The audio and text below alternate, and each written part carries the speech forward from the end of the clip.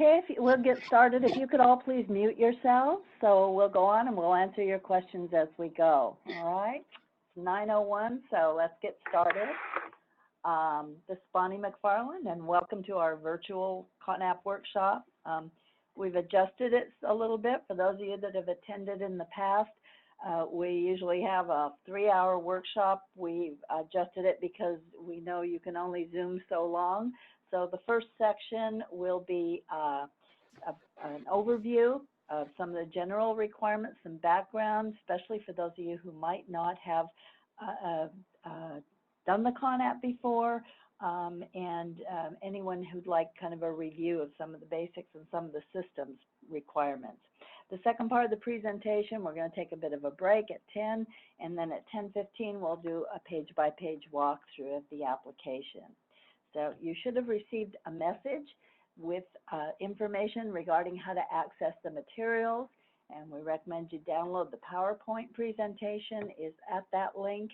Also, we downloaded the program instructions and guidance is available for you, and some other resources. We will also be posting a recording of the workshop, so you can go back later and listen to particular sections if you want to. We will ask you to put questions in the chat box, and we'll answer as many of those questions as we can today. However, sometimes there are questions we need to do some research on, and so we'll get back to you on those. We'll be sending out an email. We're capturing all the questions that you pose and in the chat, and then we'll respond to them. If we can't get to them today, we'll send you to them in writing. Okay? All right. So let's move ahead. The next slide. And whoops, did we skip one there? Flying around. Okay. Okay. Well, if you haven't previously completed a CONAP, you're going to notice how many federal program requirements are embedded in the application. So it's important, if you're responsible for the applications, you need to understand the underlying requirements subsequent to reporting the actions and to implement the program. Sometimes what you're reporting is going to show up later. Sometimes it requires some things for you to do that aren't articulated in the CONAP. So you're going to find a lot of pieces in there. We're also going to review this morning the technical system requirements for completing the applications. In most cases, it's a pretty intuitive process. Most people master it easily. If you've worked with any other CDE systems like the FPM process, you probably won't have any problem. But there are a few tips that we want to review. Okay. So the purpose of the CONAP is really, it's a condition of funding, and that's why you're all here today, because the funding doesn't flow without a completed consolidated application. It's how local education agencies apply for and report on federal funds that they receive. It's changed over time. Very different programs have come in and others have gone out, but it's basically still remains the application for federal funding. And it's also used to collect data from districts that the state is required to report to the U.S. Department of Education.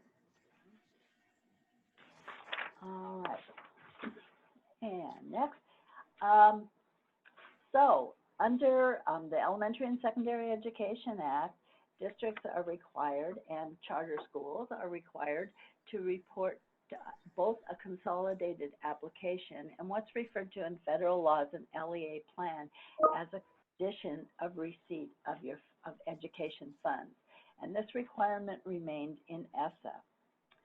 So you'll remember on the next slide we'll see that last year, in 2019, all LEAs were required to submit to CDE an ESSA LCAP federal addendum and a CONAP as a condition of receiving funds. So last year you had 2 documents that needed to be submitted.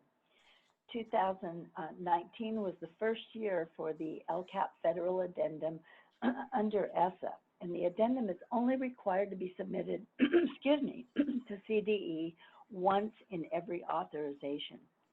So the CONAP provides primarily the fiscal reporting, whereas you notice in the addendum, it was more a narrative report providing the program description.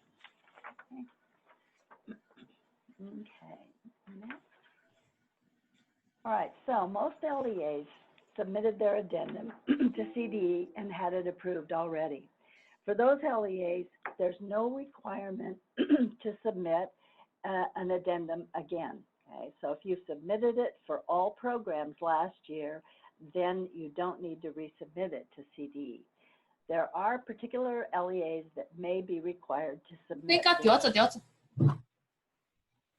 And those are any LEA that didn't apply for federal formula grant funds.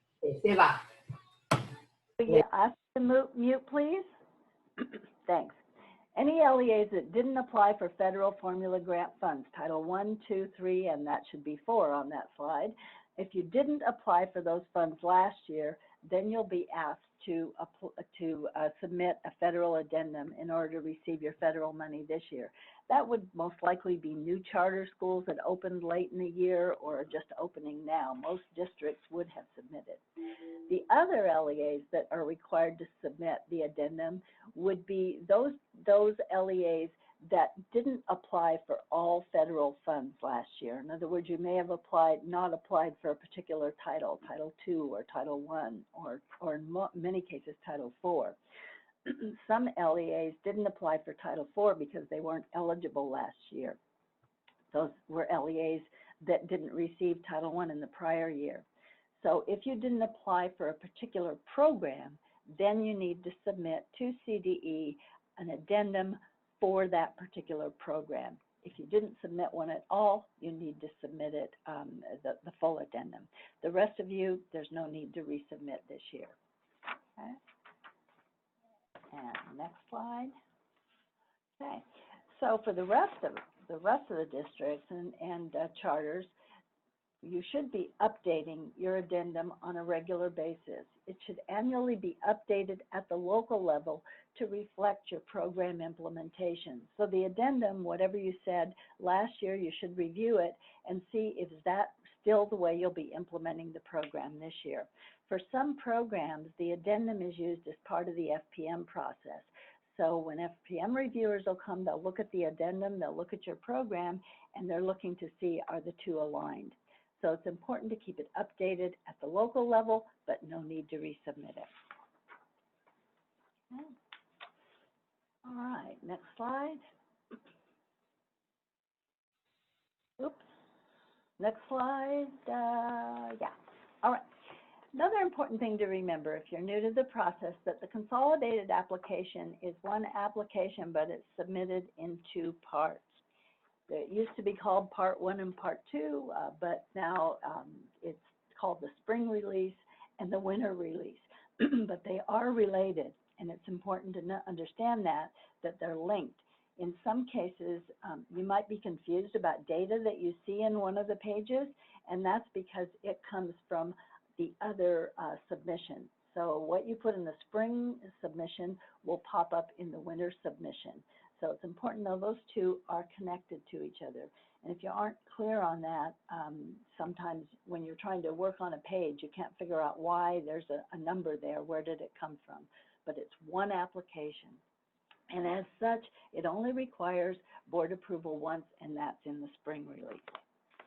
Okay. Next slide. Oops, let's go back one, I'm sorry. Let's just take a look briefly. The spring release, as I said, is the application for funding. Okay? That's when you actually apply and request to get the funds, and that's why board approval is required in the spring. It also has legal assurances that your district must agree to and some certifications. And in addition to that, there are some expenditure reports and some documentation of private school services. So that's the spring release.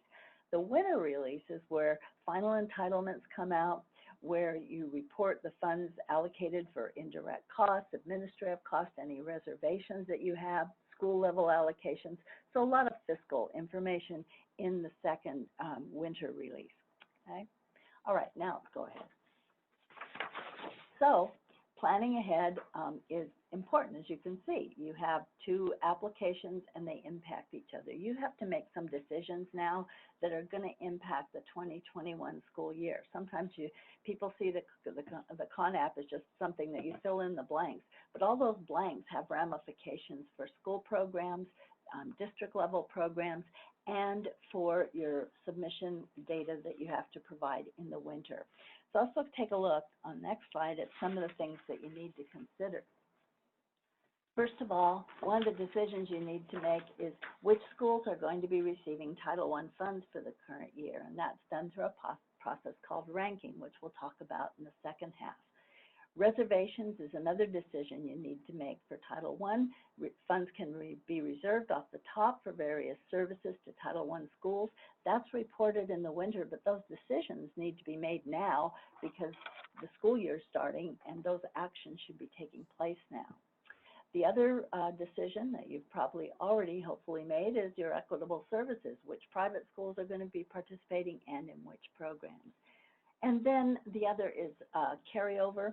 Particularly for Title I, a decision you have to make if you're going to be carrying funds over into the next year is how will those funds be distributed? The district has a choice to maintain them, pull them back and pool them at the district level and reallocate them to schools, or they can be kept at the school level. So those are some decisions that you need to make, and we'll talk about the new rules in terms of the waivers in a little bit later. I see some questions on that. All right. Okay, now next.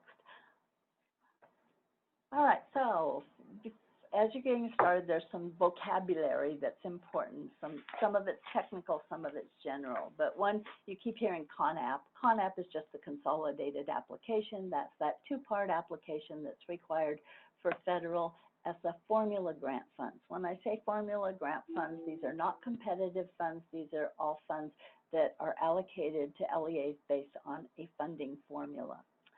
CARS is the application system that you use to report, the Consolidated Application Reporting System. So it's not, the application is what you complete, CARS is the system you submit it through.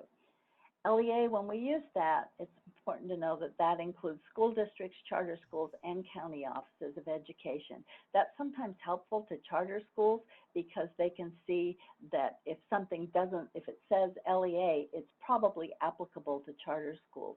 If it just says district, it's probably only for school districts. Okay, next. Some more vocabulary. These are specific to the CARS data collection process.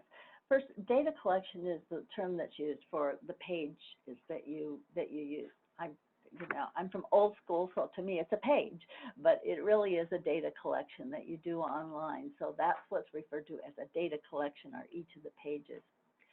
Displayed data is data that comes from another data collection, and it can't be edited generally. So sometimes you'll see numbers that pop up in there, and they come from another collection. So maybe on another page, you put in some numbers, and they're going to pop over and be displayed on another page. Generally, those cannot be changed unless you go back and change what was in the previous page. Then there's something called source data, and that's data from an outside source that can't be edited. That's things like your entitlements. Can't change that. There are some numbers that come from somewhere else, usually from CDE. They pop in there, and they can't be edited because they're from an outside source. Finally, you have calculated data, and that's data from either another collection or the same collection that can be edited. Perhaps it's something that you just put in the numbers and then added it up. Now you can change those numbers. So sometimes you can edit those. All right. All right, next we have some more vocabulary. This one is an important one because it will give you headaches if you're not familiar with it. It's called data dependency, and it relates to what we were just talking about. This is an instance in which the data from one page is dependent on or impacts the data in another page. In that case, it's important to complete the pages in order. And CDE recommends that to avoid errors, that you complete all the pages in the order in which you see them as they appear on your screen, because that generally will avoid a data dependency order. Sometimes you're trying to fill something in and it won't let you do it, and that's because you have to go back to a previous page. Okay? All right. All right, next, more vocabulary.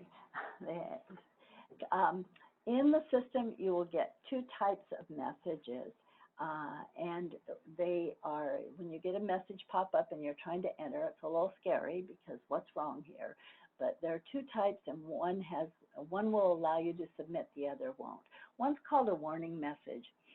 A warning message means there's a problem of some sort, that you've broken a rule or a business rule or a requirement or a legal requirement. However, it's possible that you had a reason for doing that and it could be allowable, but it's a caution to you. And usually you can certify the page with a warning message, but you need to understand what the issue is, because if you get a warning, in some cases you'll get a call from the department about why did you do this.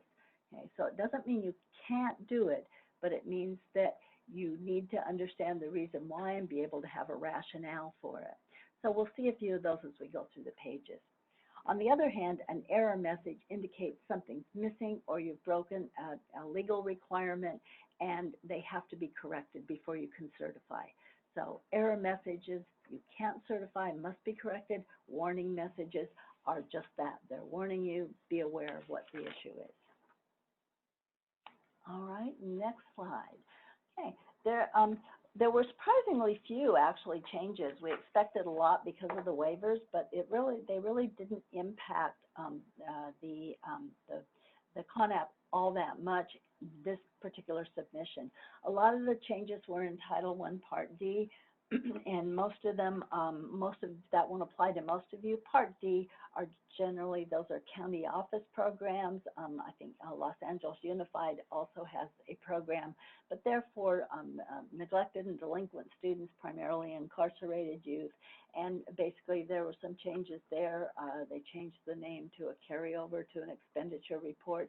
They added juvenile corrections section, and those were just some minor changes for Part D. Title IV, there is a new page this year. Title IV, Part A, this is the first time that you've had to report on the use of funds, and that's reported by area. So Title IV is a new page. Another minor change, Title IV, Part B, that's for our friends in rural schools. It's a rural low-income program, and they just changed the name of the page. Another significant change, though, is in Title III immigrant programs, and this might impact you.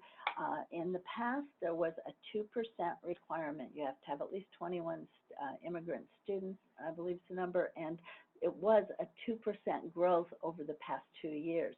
That's been reduced now to a 1%. That could mean that some of you that were previously not eligible for Title III immigrant funds may now be eligible, so you may see that page pop up for you.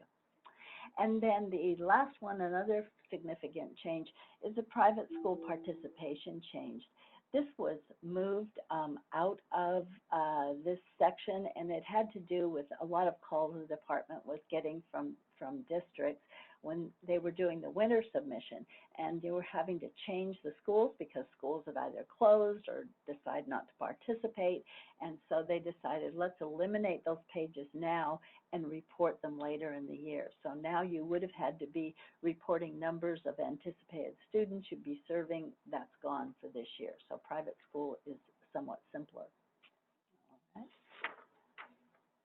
All right, and there is more on the next page. There's more information. Again, we'll give you some links there.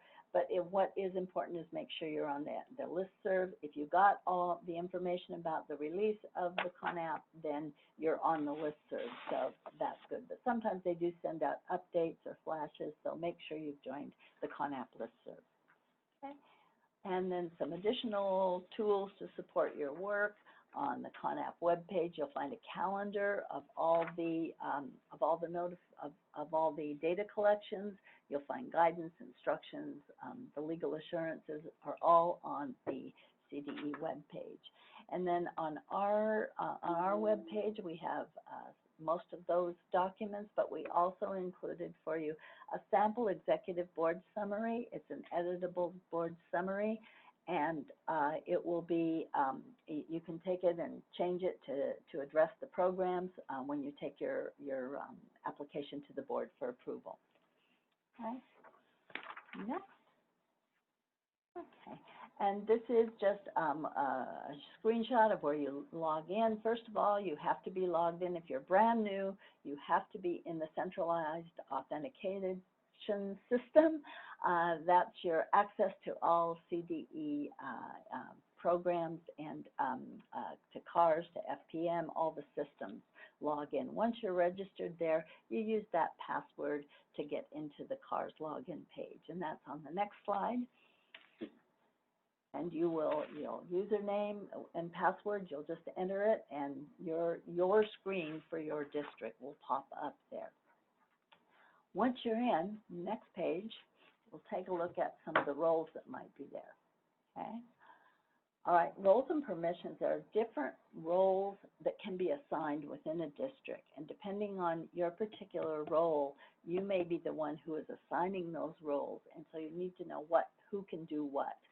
The LEA authorized representative is the person who is usually the superintendent or the designee. This is the only person who can certify assurances and other required certifications. So there are some pages that require the authorized representative. So you need someone, either the superintendent or designee, assigned in that role.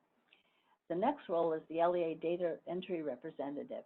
This is someone who has the ability to enter data, to save draft data. So these are really the worker bees. These are all the people that you have. If it's you might be in all of these roles in a small district, but in other districts, you may have multiple people entering different data for different programs. So each of those people need to be assigned a role. They can edit, they can save, they can upload school data, so they can work in the system. The next one is the LEA General Staff. And these are staff that, frankly, what we say is you don't want them mucking around in your CONAP, all right? These are people who you might want to have a look at it. They might want to be able to view it, but they're not the worker bees. You don't want people going in and working on it if they're not assigned that role. This is a place to put people. If you have a county office support person, this is a good place to assign them, because then they can go in, they can see what you're working in and provide you support. So any consultants or staff that you want to support you, great to put them as a general staff person. And finally, the LEA user administrator. This is the person who makes all the decisions about the roles. They're responsible for managing users, accessing them, and assigning all the roles in the application. So those are the various roles that you'll have and the permissions that each of them have. All right, next slide. We'll look at, and this is just the main page. If you haven't been there, this is a good place to go.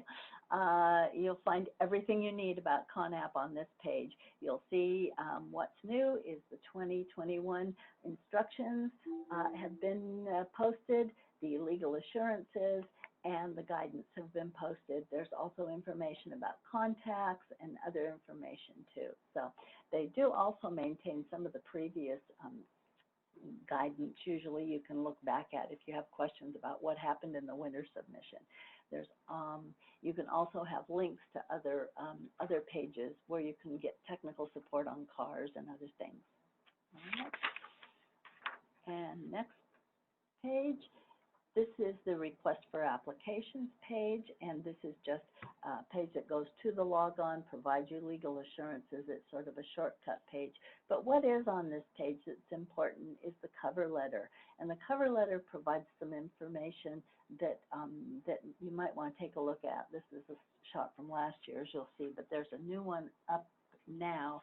And the cover letter, it reviews just some of the programs, but it also includes information about maintaining documentation and certifications.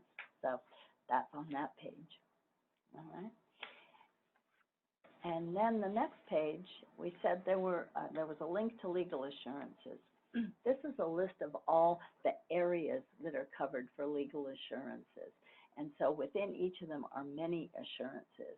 And this is important because your superintendent is the person, or designee is the one who's clicking that page, that they agree to all the legal assurances. So they're generally counting on you to make sure you've read them, that you're aware of them, and you're not committing the district to something that the superintendent would not support. So important to review them. You can see there are general assurances that are very broad, and then there are specific ones for each of the program areas. I'd like to, on the next slide, just review, okay, before we do that, just want to, no, go ahead, that's all right, the next slide. Yeah, just remind you, because the legal assurances are binding assurances, you do have to print a copy of the page and have an ink signature on that page of your authorized representative. So you're going to want to get that copy, keep it on file, and that may be reviewed during audits or program monitoring. All right, and next is, all right, and this is just a listing of all the data collections in the 2021 spring report, and you'll notice they cover different years. It goes back to 2018-19 reports, and then you move into 1920 program reporting. Okay, and the next slide is where you'll see 2021. So 2021 is the actual application for funding, but as you can see, there are data reports going back over the last 2 years. All right. Okay, next. Oh, we're doing good. All right. Instructions and guidance. The instructions are going to be your guide. They are a step-by-step process of showing you how to complete the application.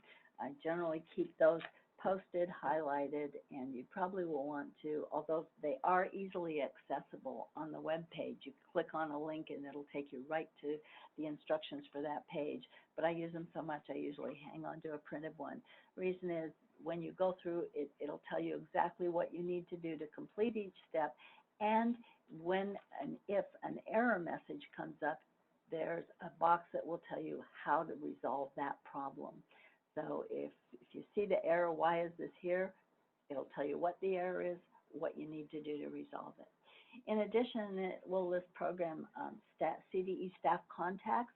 Sometimes there is a fiscal and a program person, so you need to know what the nature of the question is to know who to contact. But those are the people you support for questions about content. There's also the CONAP support desk. They're the technical people. So if there's a CONAP support desk link, contact them if you have any technical issues about inputting data. They're great. That's where they can support you. But if your question's about, can I do this, or what's the rule on this, that goes to the program staff. Next is the guidance. The guidance is kind of a short document. It just reviews a few requirements, Title III requirements. So it's probably not something you would use as much. It's more background information.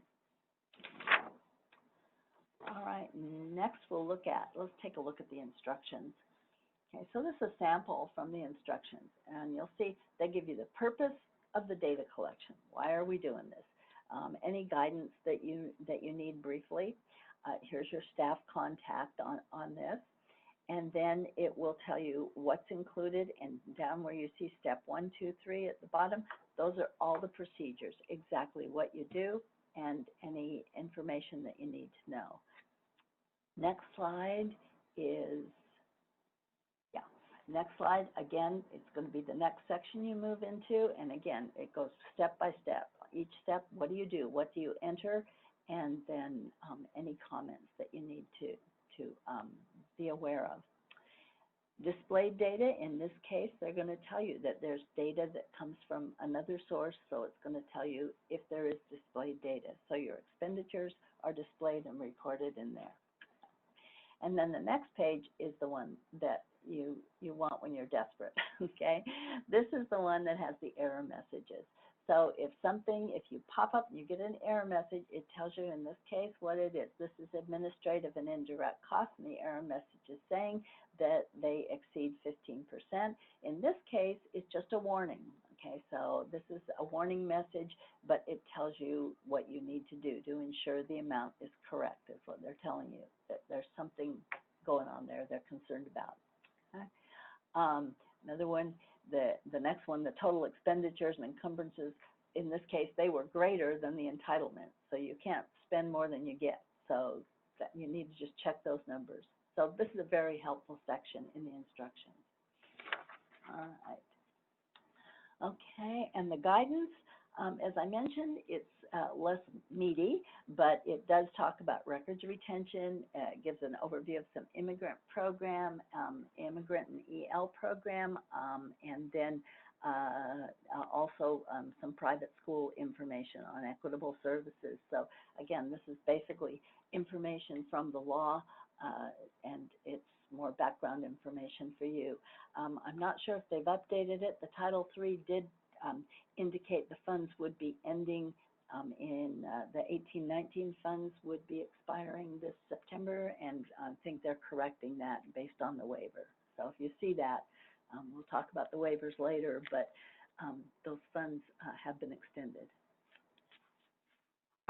All right, and the next slide is records retention. This is in the guidance, and the guidance recommends that you keep there. They don't recommend, they say you shall. You must keep records for 3 years after the completion of the activity.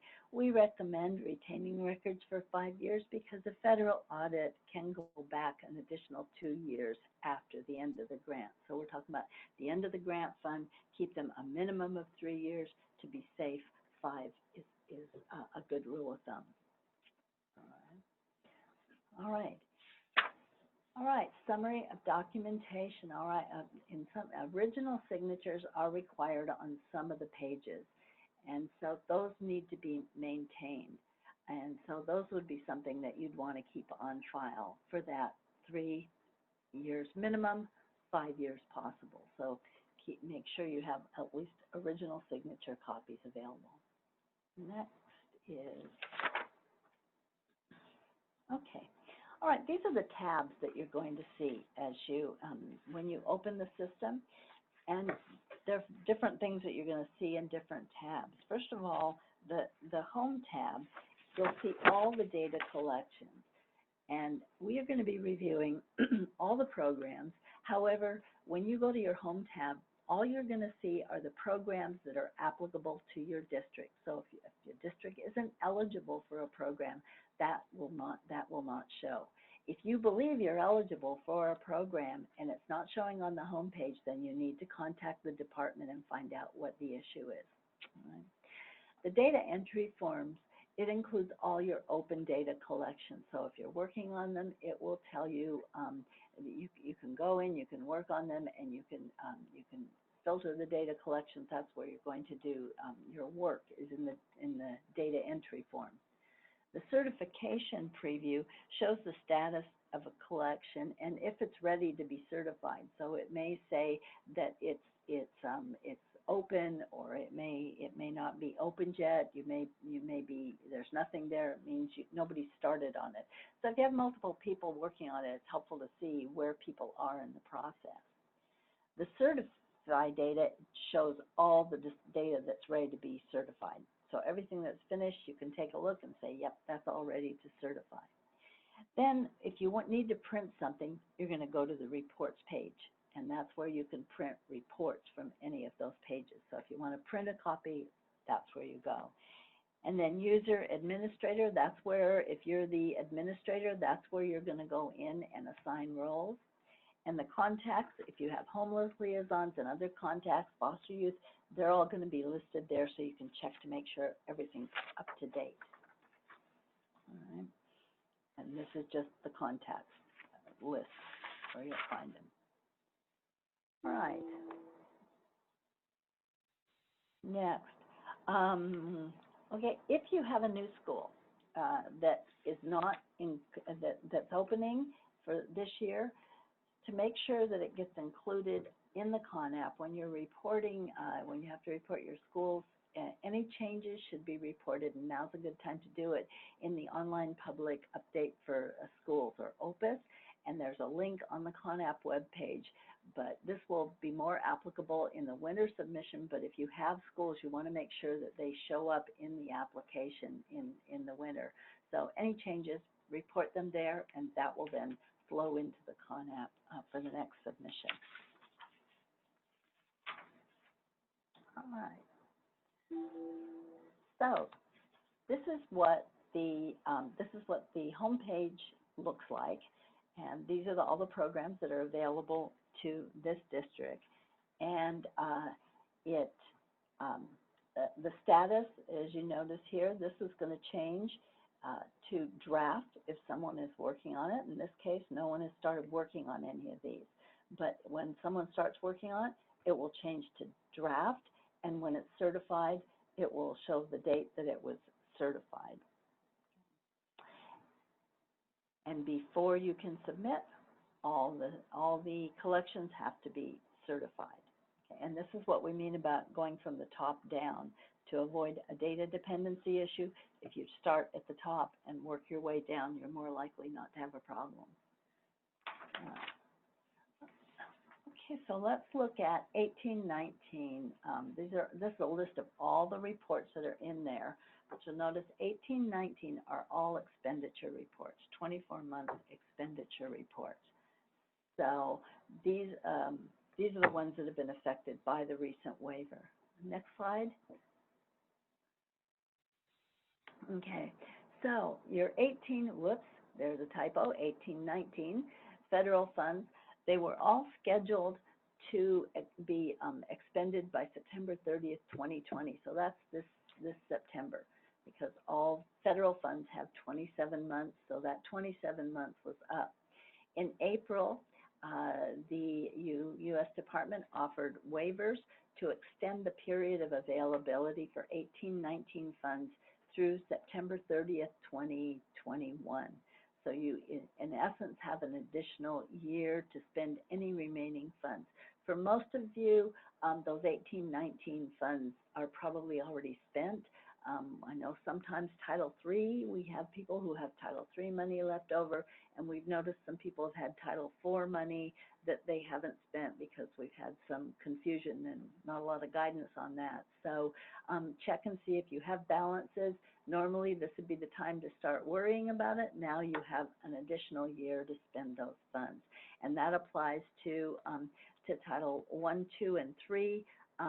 Oops, I take that back about Title IV. There were no Title IV allocations in 1819, so you won't have Title IV carryover. Title I expenditures were reported in the winter carryover report, so they're not reported here, but the waiver applies in addition to additional carryover waivers for them. All right, so let's look at what that means now, and typically we give you this little chart that shows the timeline for federal allocations, that you have a 27-month timeline to spend the funds, and now we have 27 months plus the waiver. So you received these 1819 funds July 1, 2018, and so you had them for a year as of last June.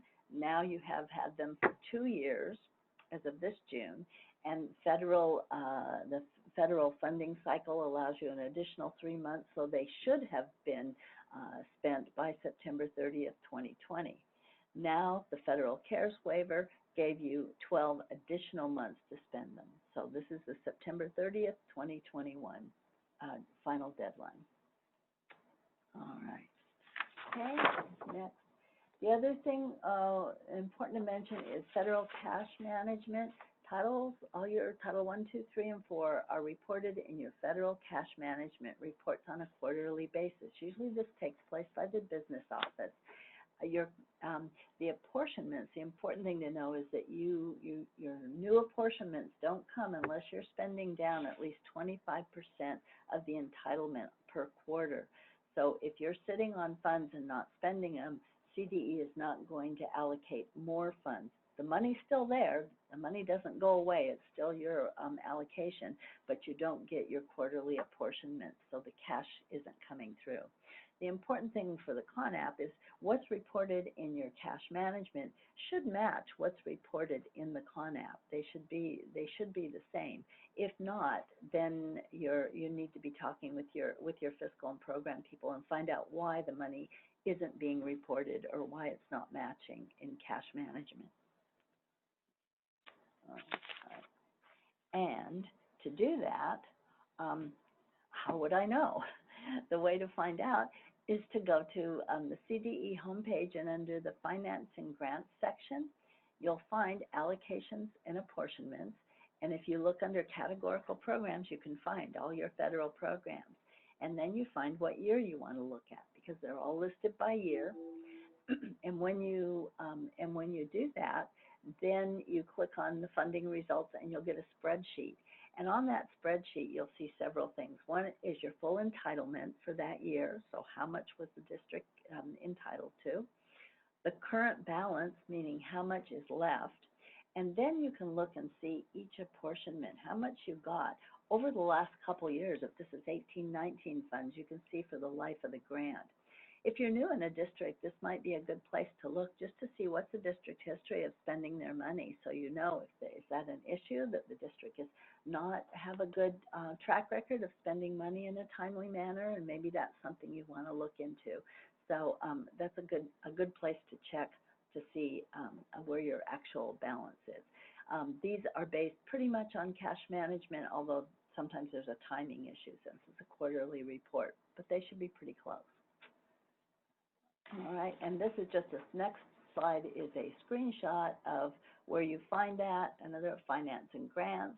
You go under Allocations, click on Categorical Programs, and that will take you to all the programs, the title programs. Okay. All right, so another reason why it's important is although your 18-19 funds, it's like, whoopee, we got an extra year to spend that. However, that can be good news and bad news, because you want to, first of all, consider how you're going to use those funds. If you have a significant amount left, then those funds are going to expire next September. And as of now, your 19-20 funds will also expire September 30th, 2021. Now, there's possibility we may get another waiver or extension, but at this time there's no talk about that. So you have the possibility of 2 years of funding kind of bunching up there. So you want to just make sure that you have a good spending plan in place. Okay. All right.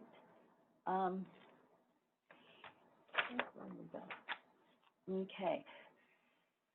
So for Title I, again, we have the waiver for Title I. Typically, your 19-20 funds would have, you would need to have spent 85% of those funds by September 30th, 2020.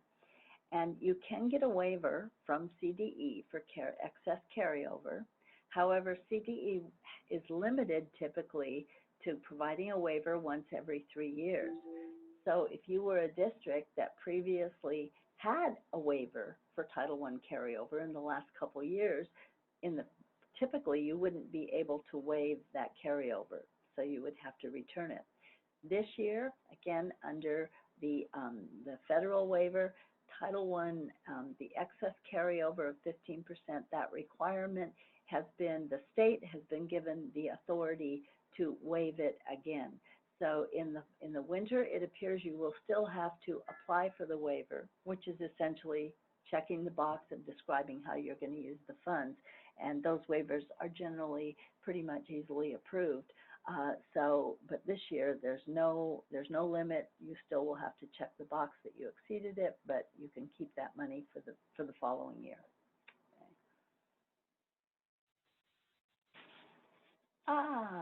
Okay, so we have some time to take a look, and I saw some questions coming in. I also saw some lost people in email that may be lost in the cyberspace out there. But Before we, since we got a little bit of time, I know that my team out there has been collecting questions, and they promised only to send the easy ones.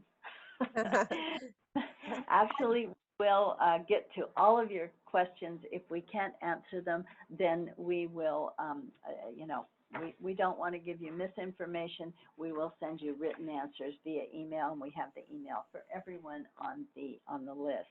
So, Adrian, do you Bonnie. Yes, okay. Just quickly, Bonnie, before Adrian jumps into the questions, we did end up with more participants than we had registrants, so we bumped up against that our limit that the LACOE Zoom account provides. Oh, no. So if one of your colleagues, if you're on right now, one of your colleagues is unable to get on, just we're going to try to email everybody to let them know that we will post the video of this within the next 24 hours.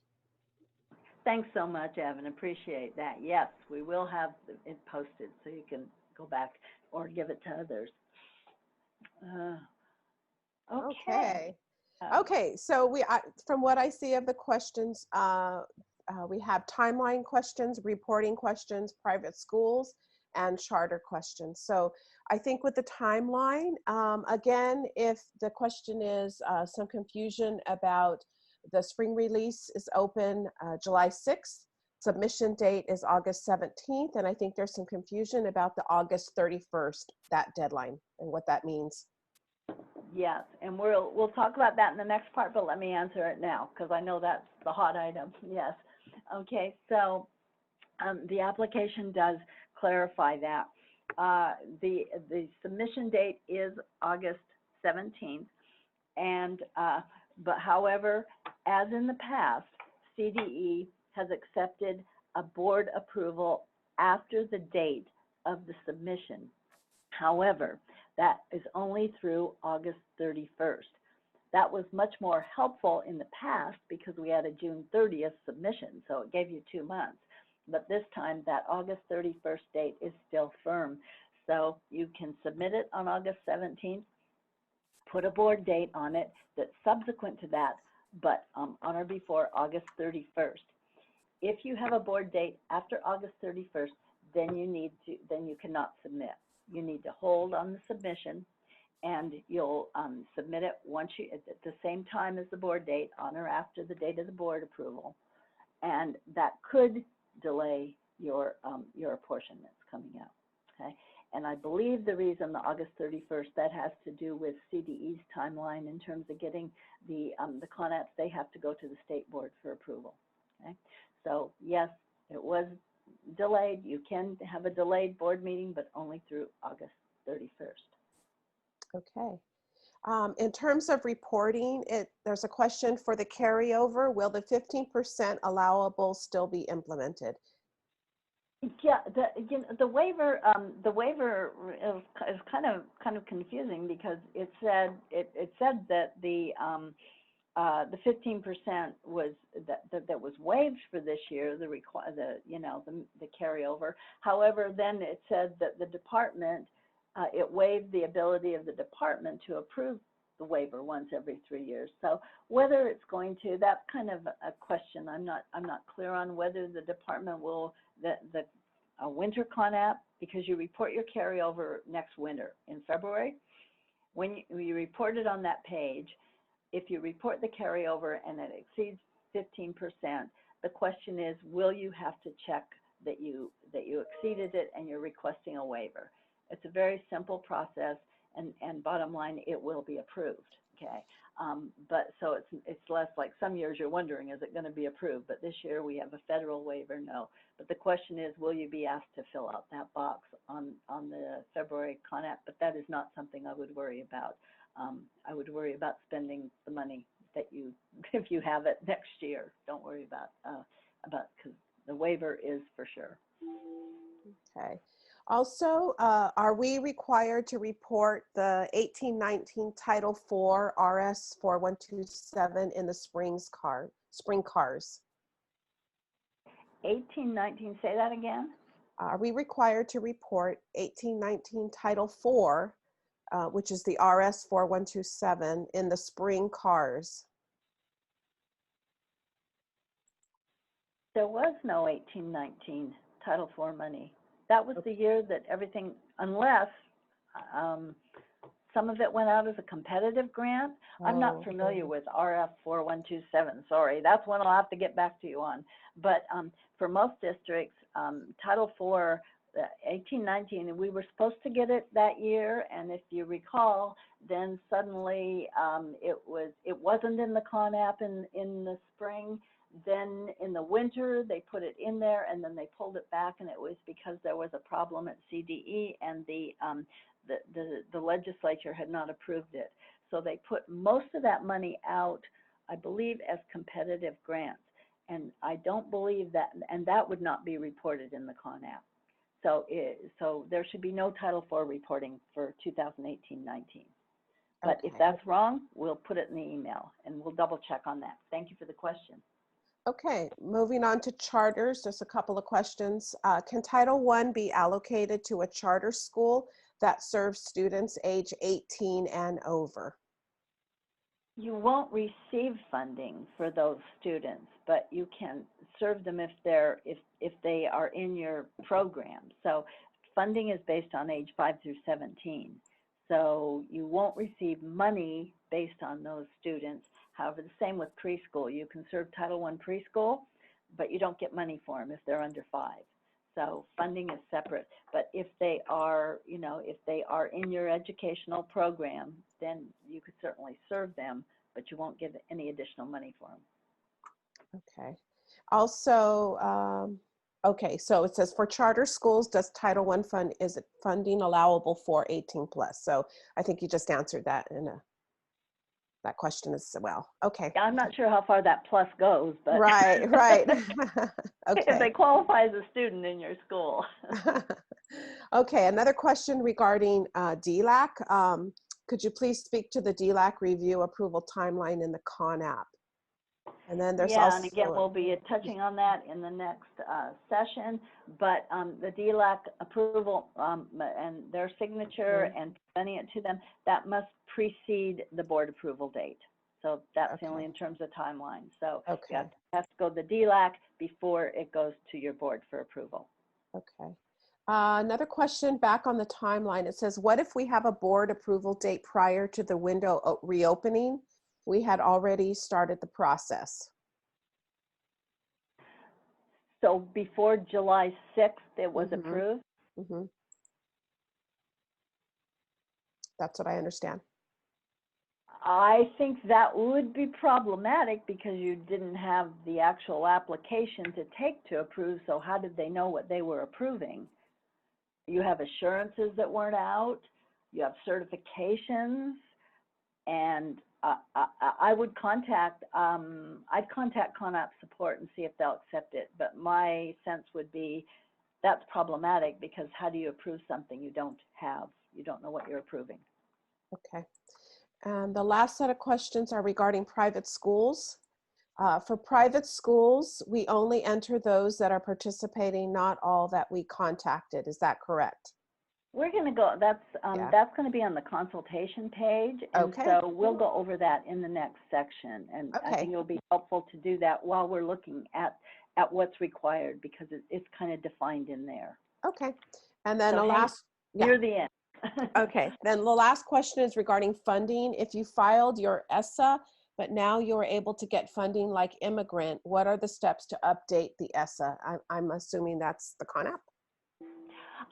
If you previously weren't eligible, and that could I could see that maybe have happening. If you're eligible this year, then you would check that box on this is not when you're applying for the funds. So this is now, if you are eligible for Immigrant, you might contact the Title III office just to double check. But because of that, that page will not show up if you're not eligible, I believe. And then there are also some consortia requirements related to that. So I'd contact Title III, but generally if you're eligible and you're receiving over 10,000 and you meet the threshold, that page should show up. And then on the application for 2021, you would just check that you want it. Okay. I have a couple more questions that just came in. It says the CD, okay, so for new schools applying in the CONAP, When will the federal addendum open up for them?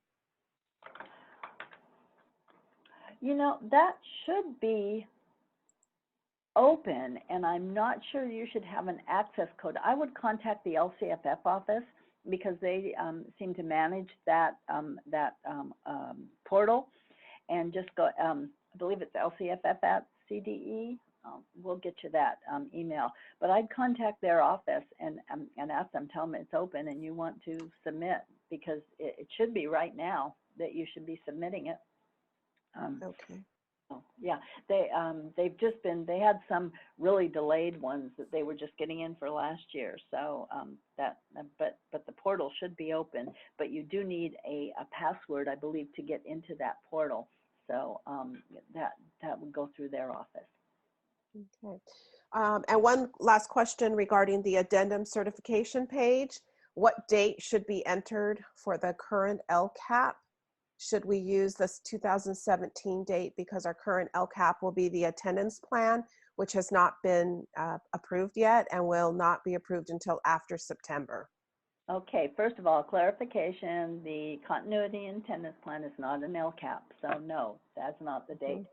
You are correct. The date would be the same date you put in last year, because the last LCAP you had that was approved was your 3-year LCAP. So they're seeing it, even though it's approved each year, they're seeing it as a 3-year LCAP. So that was the 2017 LCAP, and the instructions, I believe, clarify that. And we'll go over that later again too. But yes, it's the last 3-year LCAP you had, which is 2017. So if you look on last year's CONAP, it's going to be the same date. Okay. And so any questions regarding private schools, we're going to wait till that section of the presentation. Is that correct, Bonnie? Well, unless you, because most of them are for the next year. There's not much in this, I don't think this section. But yeah, did you have anything? Why don't you share what you had, and we'll see if they're better answered later.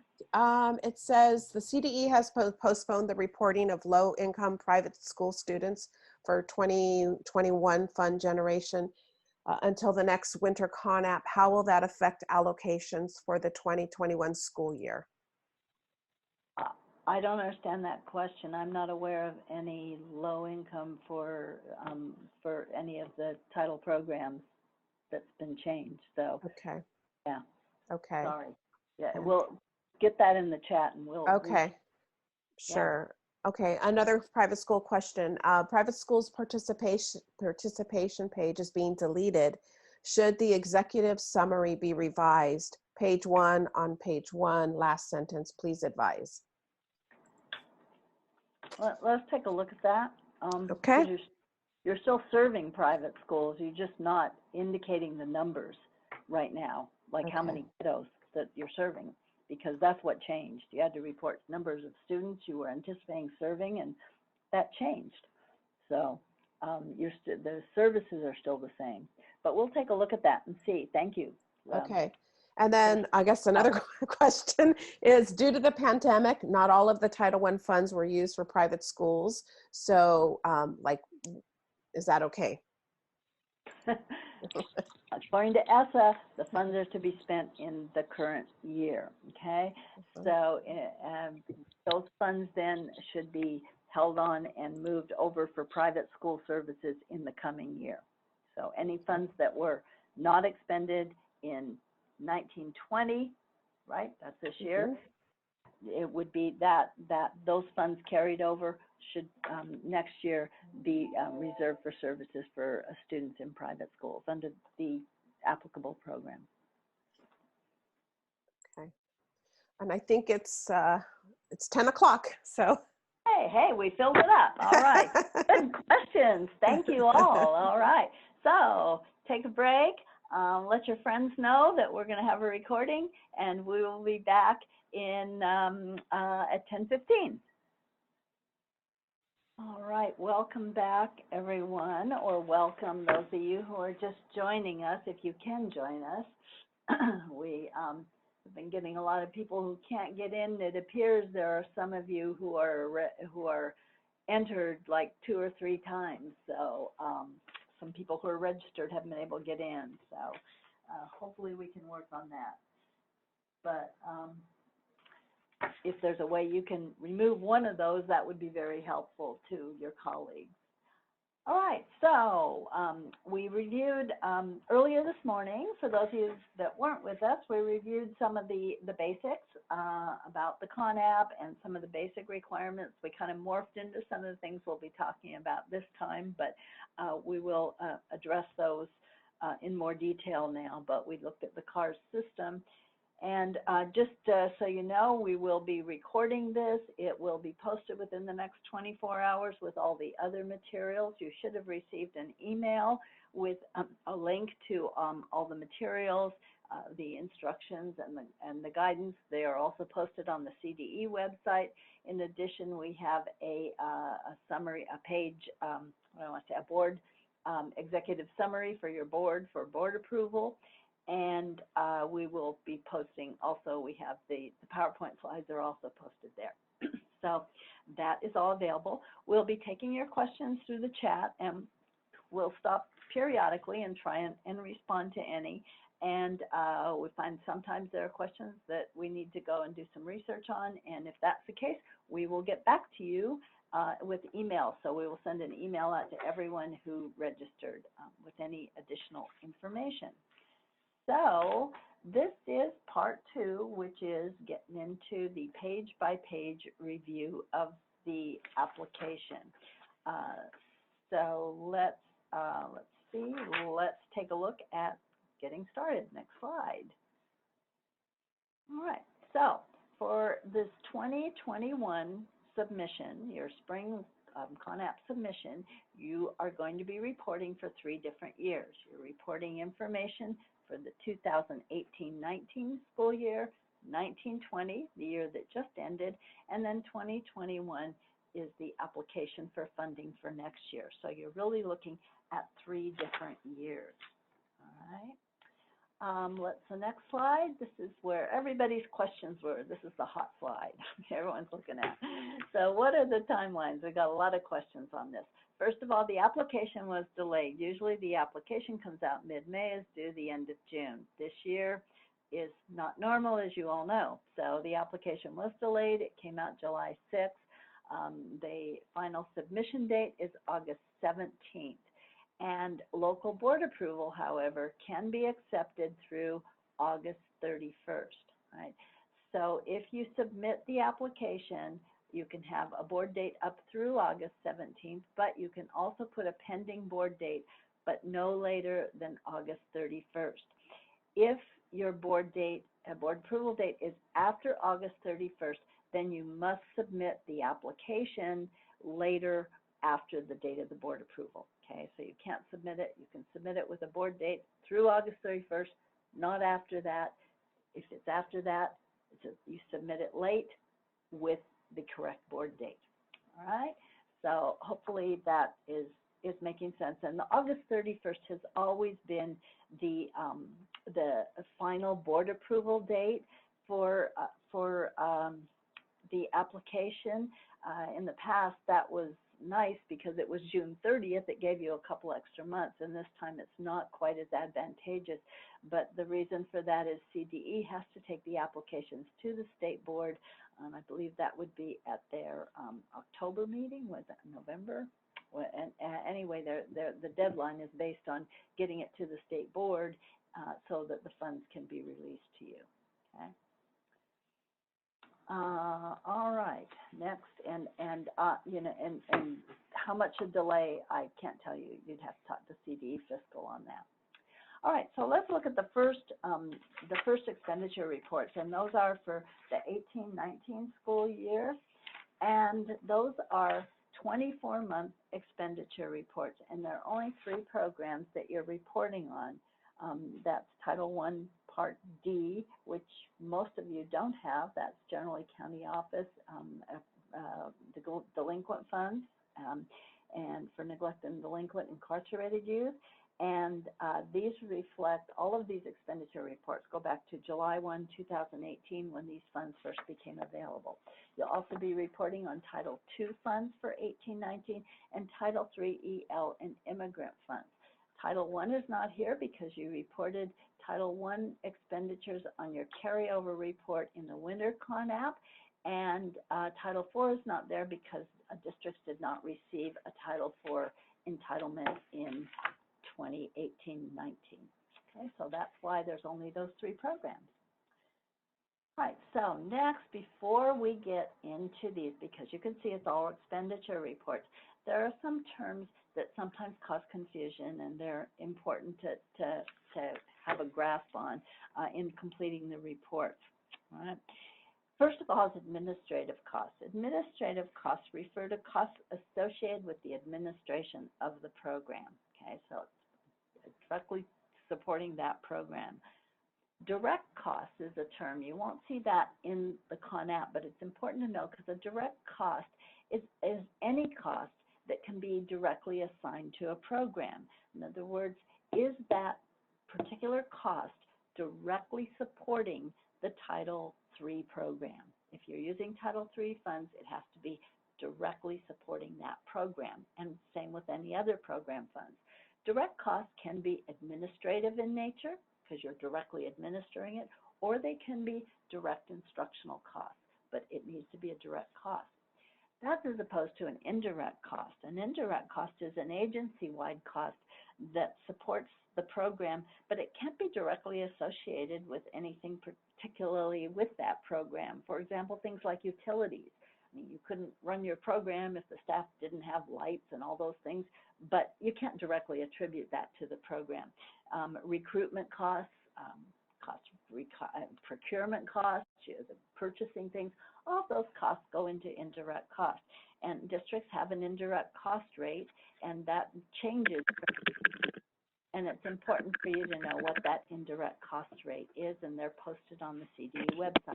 But those are terms, some of those terms that you'll see in the application. Now, the next slide, we look at a definition. If you're looking for definitions of indirect and direct costs, you can find that in the California School Accounting Manual, and they talk about how that a cost can be categorized as direct or indirect based on the activity. So it's not what the thing is. It's not, is it a salary? Is it a book? It's based on what the activity is. Does it directly support? So that's different. So you can't have a list of things and say, yes, these are all direct costs. It depends on how that cost supports, what the activity it's supporting. All right? Okay, so next slide is, okay, why do we care about this? Well, because in the expenditure reports, you're going to find programs that reference in administrative cost caps, and those are different and applied differently depending on the program. And all of this happened under ESSA. Before ESSA, administrative costs had one definition. They were direct administration and indirect costs. Under ESSA, things change, and we'll take a look at why that happened. So some programs separate administrative costs from indirect costs, and some of them include them together, and you'll see that in different programs. And that's because some programs have a cap on total administrative costs, including direct and indirect costs. So, for example, Title I, 15% cap, it's on direct administration plus indirect. You put the two together to get your administrative costs. Other programs under ESSA change things. They have a cap specifically on direct administrative costs. So there's a cap, but they allow the LEA to take their full approved indirect cost rate. So it's important to know the difference in those when you're reporting, and you'll see that pop up in some various programs as we go ahead. All right. So next, move the next slide and look at flexibility. All right, what happened under COVID-19? Because this particularly impacts these 18-19 reports. Okay, so the federal flexibility waivers, just to be clear, they only impacted the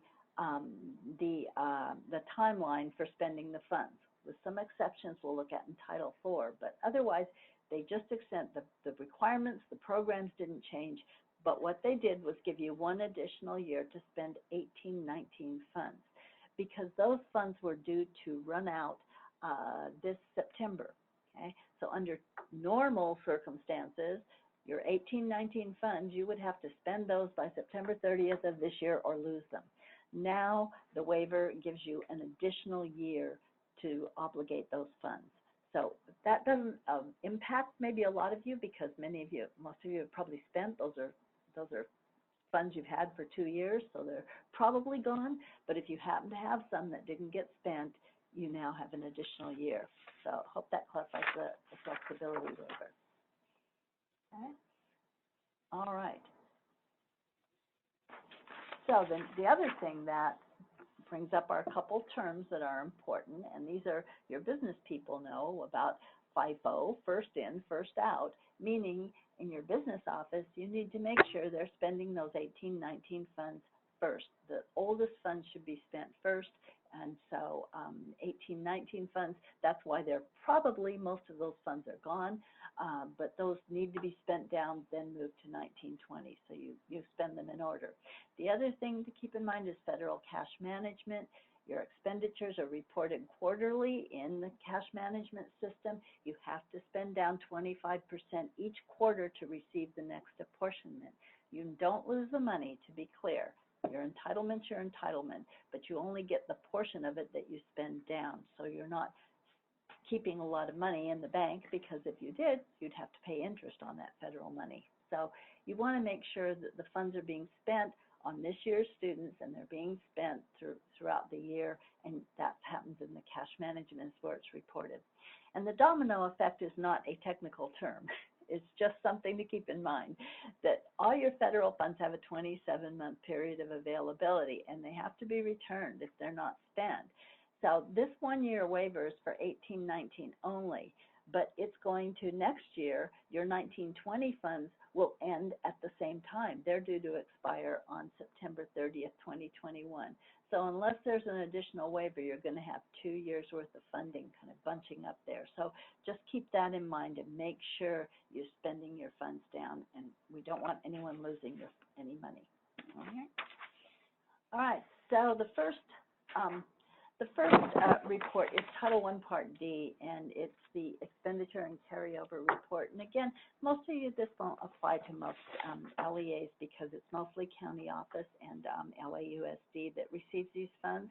It's for neglected and delinquent youth. This form will only show up if you receive these funds in 18-19. So I think some districts did receive 18-19 funds, so you might see this form. Expenditures are reported by identified categories, and you'll see that throughout, that the budget categories differ by program. The expenditures here are reported by certificated salaries, classified salaries, benefits, books, supplies, services and operating expenses, and then admin and indirect costs. Okay. In this case, here's an example of what we talked about. Administrative and indirect costs are lumped together as one. Okay, you're going to report them together. And if the administrative, you'll note the note here, it says if the administrative and indirect costs together exceed 15%, it will be reviewed for reasonableness. And we'll talk a little bit more about that means later, but essentially Title I Part D does not have an administrative cap of any kind. So we'll talk about what this reasonableness is about in a minute. At the bottom, you'll see a save button. Remember to save your work every time so you don't lose it. All right, so the next report is going to apply to most of you, and that's Title II, Part A. In 2018, you might recall, was the first year that you were able to transfer up to 100% of your funds out of Title II. Under NCLB, there was a cap as to how much you could transfer. Under ESSA, you could transfer up to 100%. So any funds that were transferred out of Title II would show up in this report, okay? So, out. If you received REAP, which is, I think it's now RLIS, a different acronym, but this only applies to high poverty rural school districts. If you receive those funds are funds that can be spent on any of the title programs or parent engagement. If that box pops up, that means you received those funds and you would account for them there. Okay? Now, in this case, you'll receive a warning message if administrative and indirect costs exceed 15%. So let's talk about what that means a little bit. Title II does not have a legislative cap, okay? So you will not find in law any administrative cap on Title II. However, the department sees 15% as what they view as a reasonable maximum amount. And where the reasonableness comes from the Code of Federal Regulations, Section 200.400 in the Code of Federal Regulations. It requires, and those are the federal cost principles, requires that all costs be reasonable, necessary, and allocable. So they use that reasonableness test in Title II. So you will receive a warning. That's why it's not an error, because it's not a legal mandate, but you may get a call or a question if you exceed 15% of Title II for admin and indirect together. That doesn't mean you can't have a rationale and you can't come back to the department and say, well, here's the reason, and that they might see that as reasonable, but that's what that's based on. Okay. In addition, you're reporting any your expenditures for equitable services back to from 2018-19. We're only looking at those dollars, 18-19 funds, and then based whatever's left at the bottom is your remaining funds, and that's the money you have to spend through September 30th, 2021. Okay, I think that's Title II.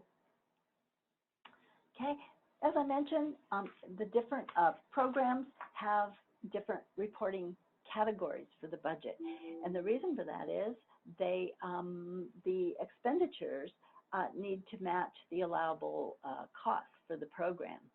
So for Title II, you'll see it's in 3 different areas, and these reflect the Title II program requirements. You can spend Title II for professional development, and you'll see there's a place for teachers, administrators, or other professional development.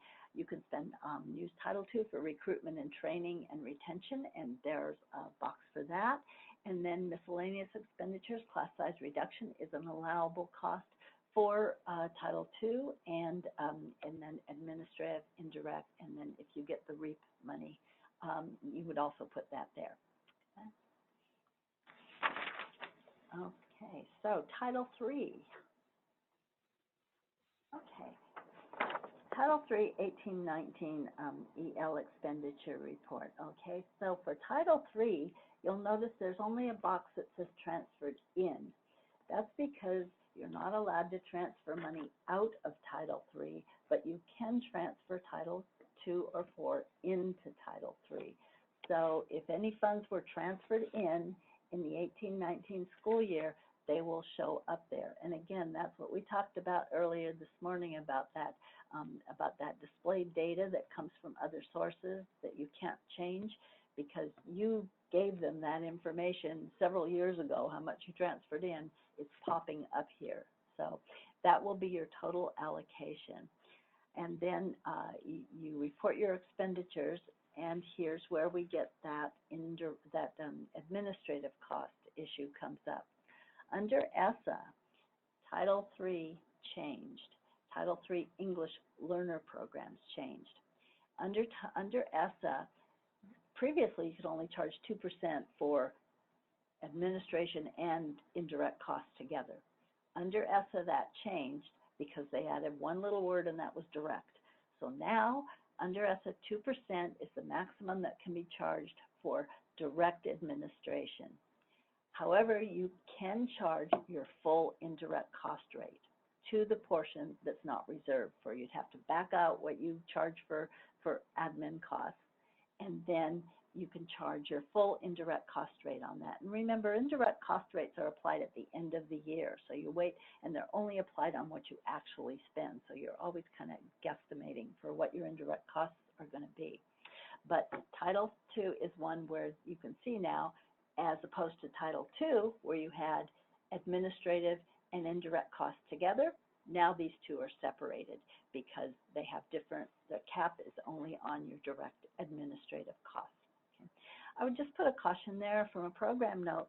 Because this has changed, we see that administrative costs are being scrutinized more carefully, and I would say particularly I would see this in Title III, but in all areas, because in the past that was a much lower indirect cost rate, and so reviewers, I'm sure, are saying that if it's direct administration, we want to see it as actually direct, and there are some definitions in the Code of Federal Regulations that have tightened up about what direct means.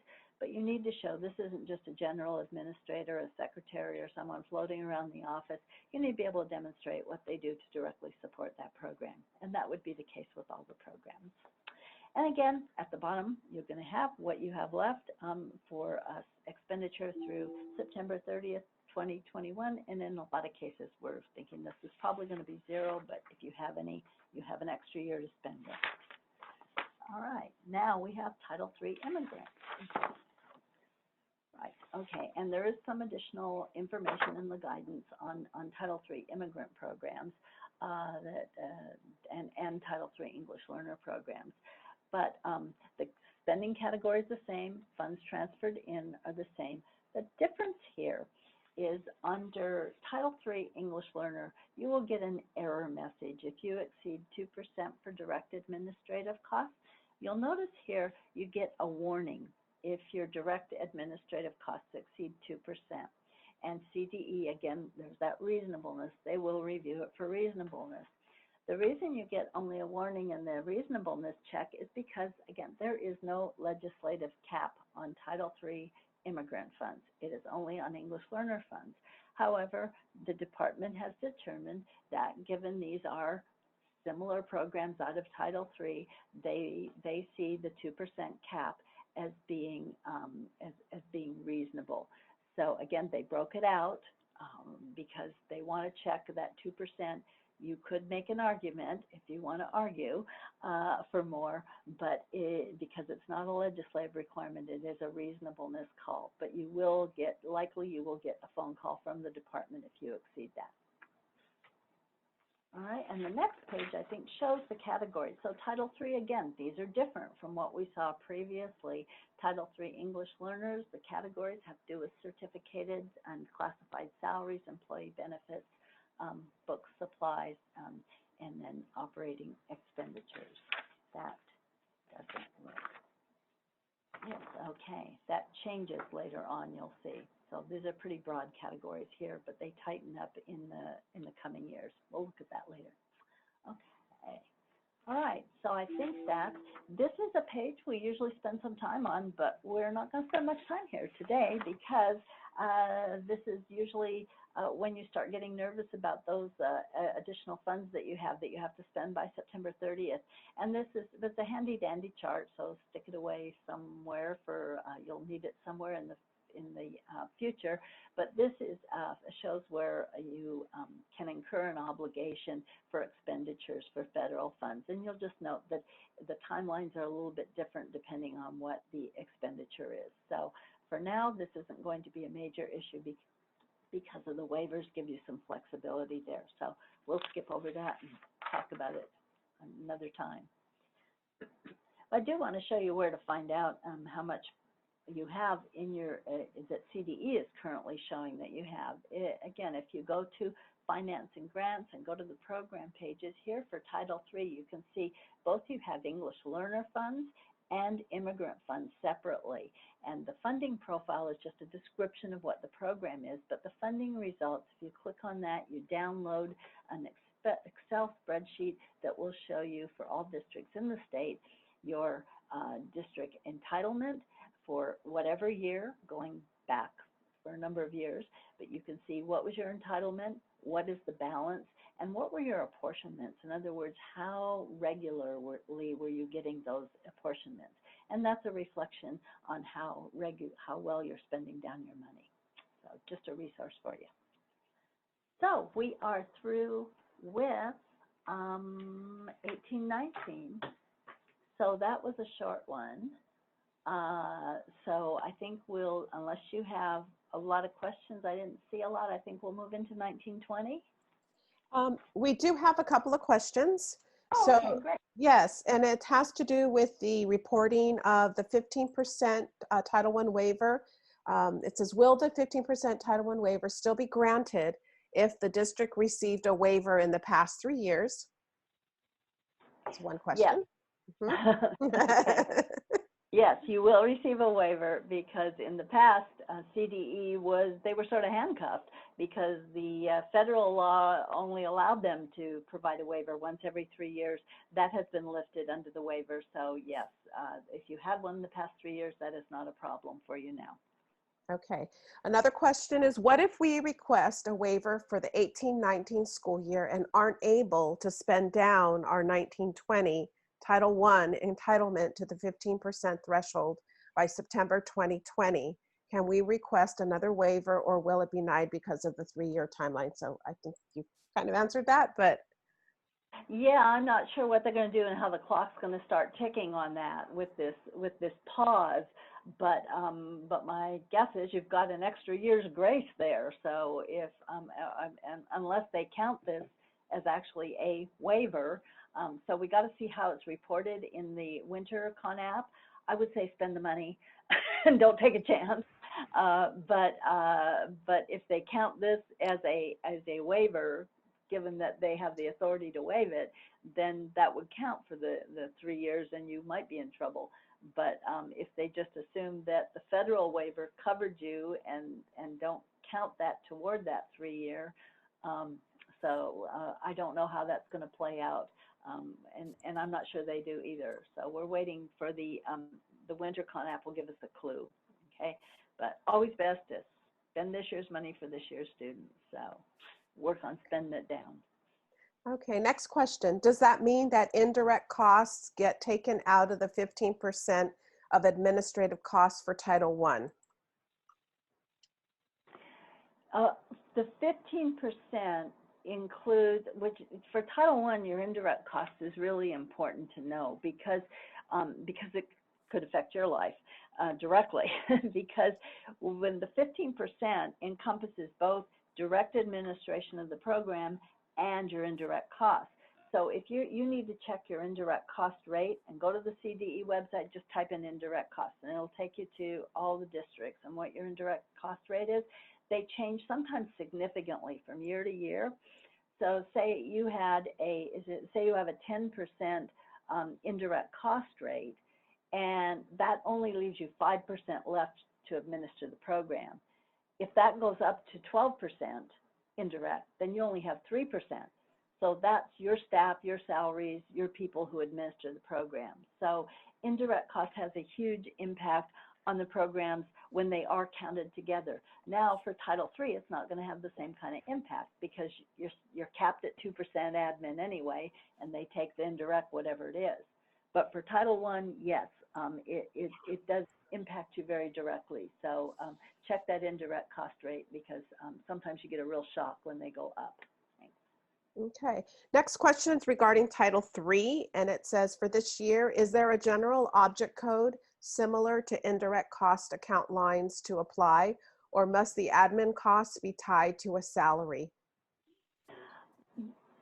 Yeah, your admin costs have to be tied to an activity directly related to the Title III program. So the example they give, I think, in the federal guidance is if you have an office and you have a bunch of secretarial staff and they do a little Title III and they do some other stuff, and you can't count them unless you have them on budget and you have a description of what their job is that relates to it.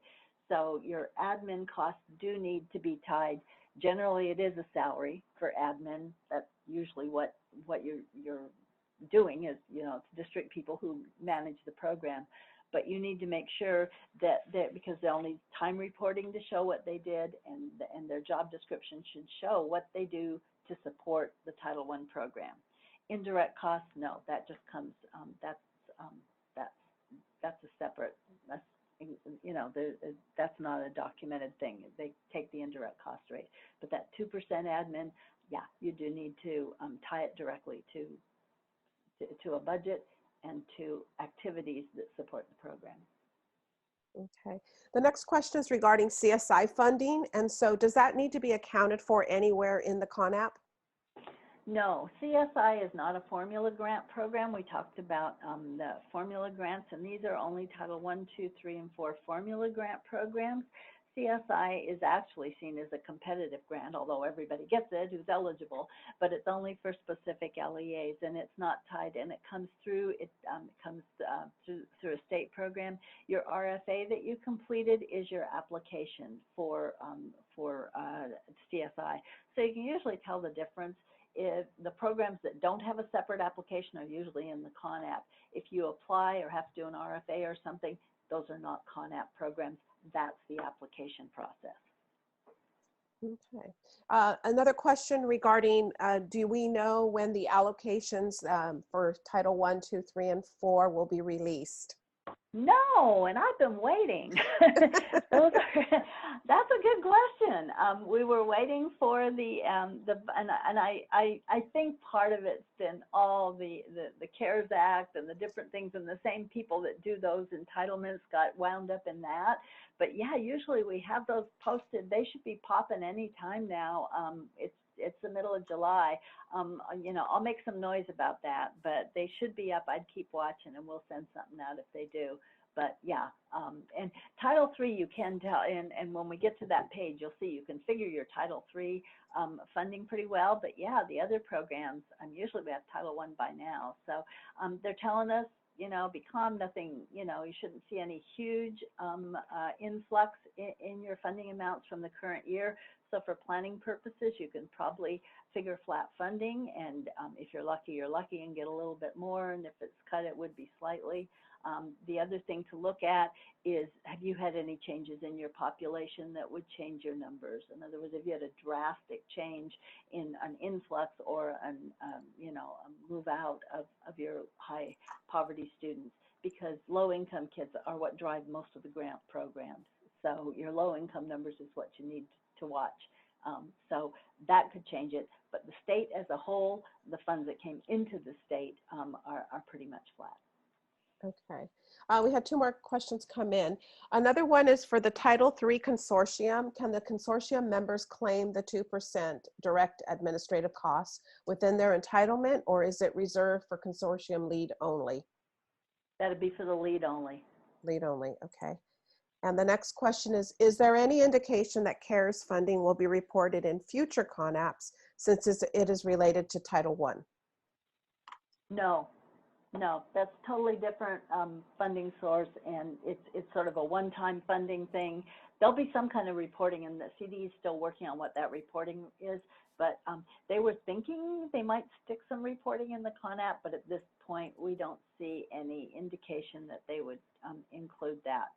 They're looking at maybe through, might be cash management, something like that, but yeah, to be honest, the department on their behalf is really trying to make it as not cumbersome as possible for you, as easy as possible. But I don't see that because it's not ongoing funding. So, but I've been wrong before, so it could pop up in there. Okay. And then there's some questions about equitable services. So I think we're going to wait till that portion of the presentation, correct? Good. Yeah. Okay. Yeah. Okay. Well, that's all. All right. So 1920, let's see, here we are, 19, that's this year, okay? So this is what you're reporting on this, on this year's collection. And we're gonna look at private school students served, and then we're gonna look at Part D, and you're gonna be so glad you don't get Title I Part D when you see all the reports they have to do. So we'll go through those rather quickly, but then you have a 12-month expenditure report. So that would be for this current school year, and that's for Title I Part D, Title II, and Title III. A new page is Title IV Use of Funds page, and then for our rural and low-income friends, there's the Rural Title V Part B grant, and then there's a page on your homeless policy reporting. So that's everything that's in 1920. So the first report is for your private school, and this is not where we're going to answer all your questions, because this is a fairly simple report. This is reporting only on the numbers of students served by grade in aggregate in your private schools for 1920.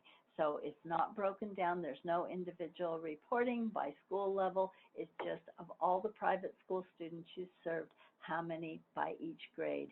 And that is, and this is for Title I only, okay? So that's what you're reporting for Title I, and that is the end of the private school report. Now we're going to look in 2021 is where we'll look at some of the other issues. All right, Title I Part D, and this is where I said you'd be happy if you don't get it, because they have to report a lot of data, and you'll see a number of pages. They have, if you get Part D, there's a facilities report reporting the number of facilities by type, okay, and which of those, how many of those facilities are reporting data. So there are 4 types of facilities. New for this year is juvenile correction programs, so that's the only change there. Students served by program type, outcomes, again, by program type, and they differentiate by students that reach various outcomes. These are usually job or graduation related, and they're how many met the outcomes in the program, and then how many within 90 days of exiting, because these are some transient students. Academic performance, again, by program type, and then they have a carryover expenditure and carryover report. As you can see from this slide, these, and maybe it's easiest to think about here, this is a data-dependent collection. The number of facilities and the types of facilities reporting are going to populate what's required in all the other program reports. So let's take a quick look at those. First, the facilities report, and again, this is just reporting each type of facility and the number that report data and the average number served. And remember, this is Part D. These are very different kinds of programs, and Part D is designed for students in transitory situations and other detention facilities and such. So it's rather different, some of the outcomes that you'll see. So you're reporting, and then you're reporting on the next page, and this is the page based on what you report here. That will depend what pops up here. So you're going to report the number of students in each of those types of facilities. And if you only have one type of the facility, only one will pop up, and otherwise this could be a lot of pages. And that's being reported by sex, age, ethnicity, English learner status, and students with disabilities. And new on this page, sex includes now non-binary status.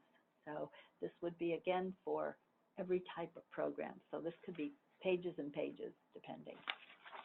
And the next report is students served. No, it isn't. Next is outcomes, sorry.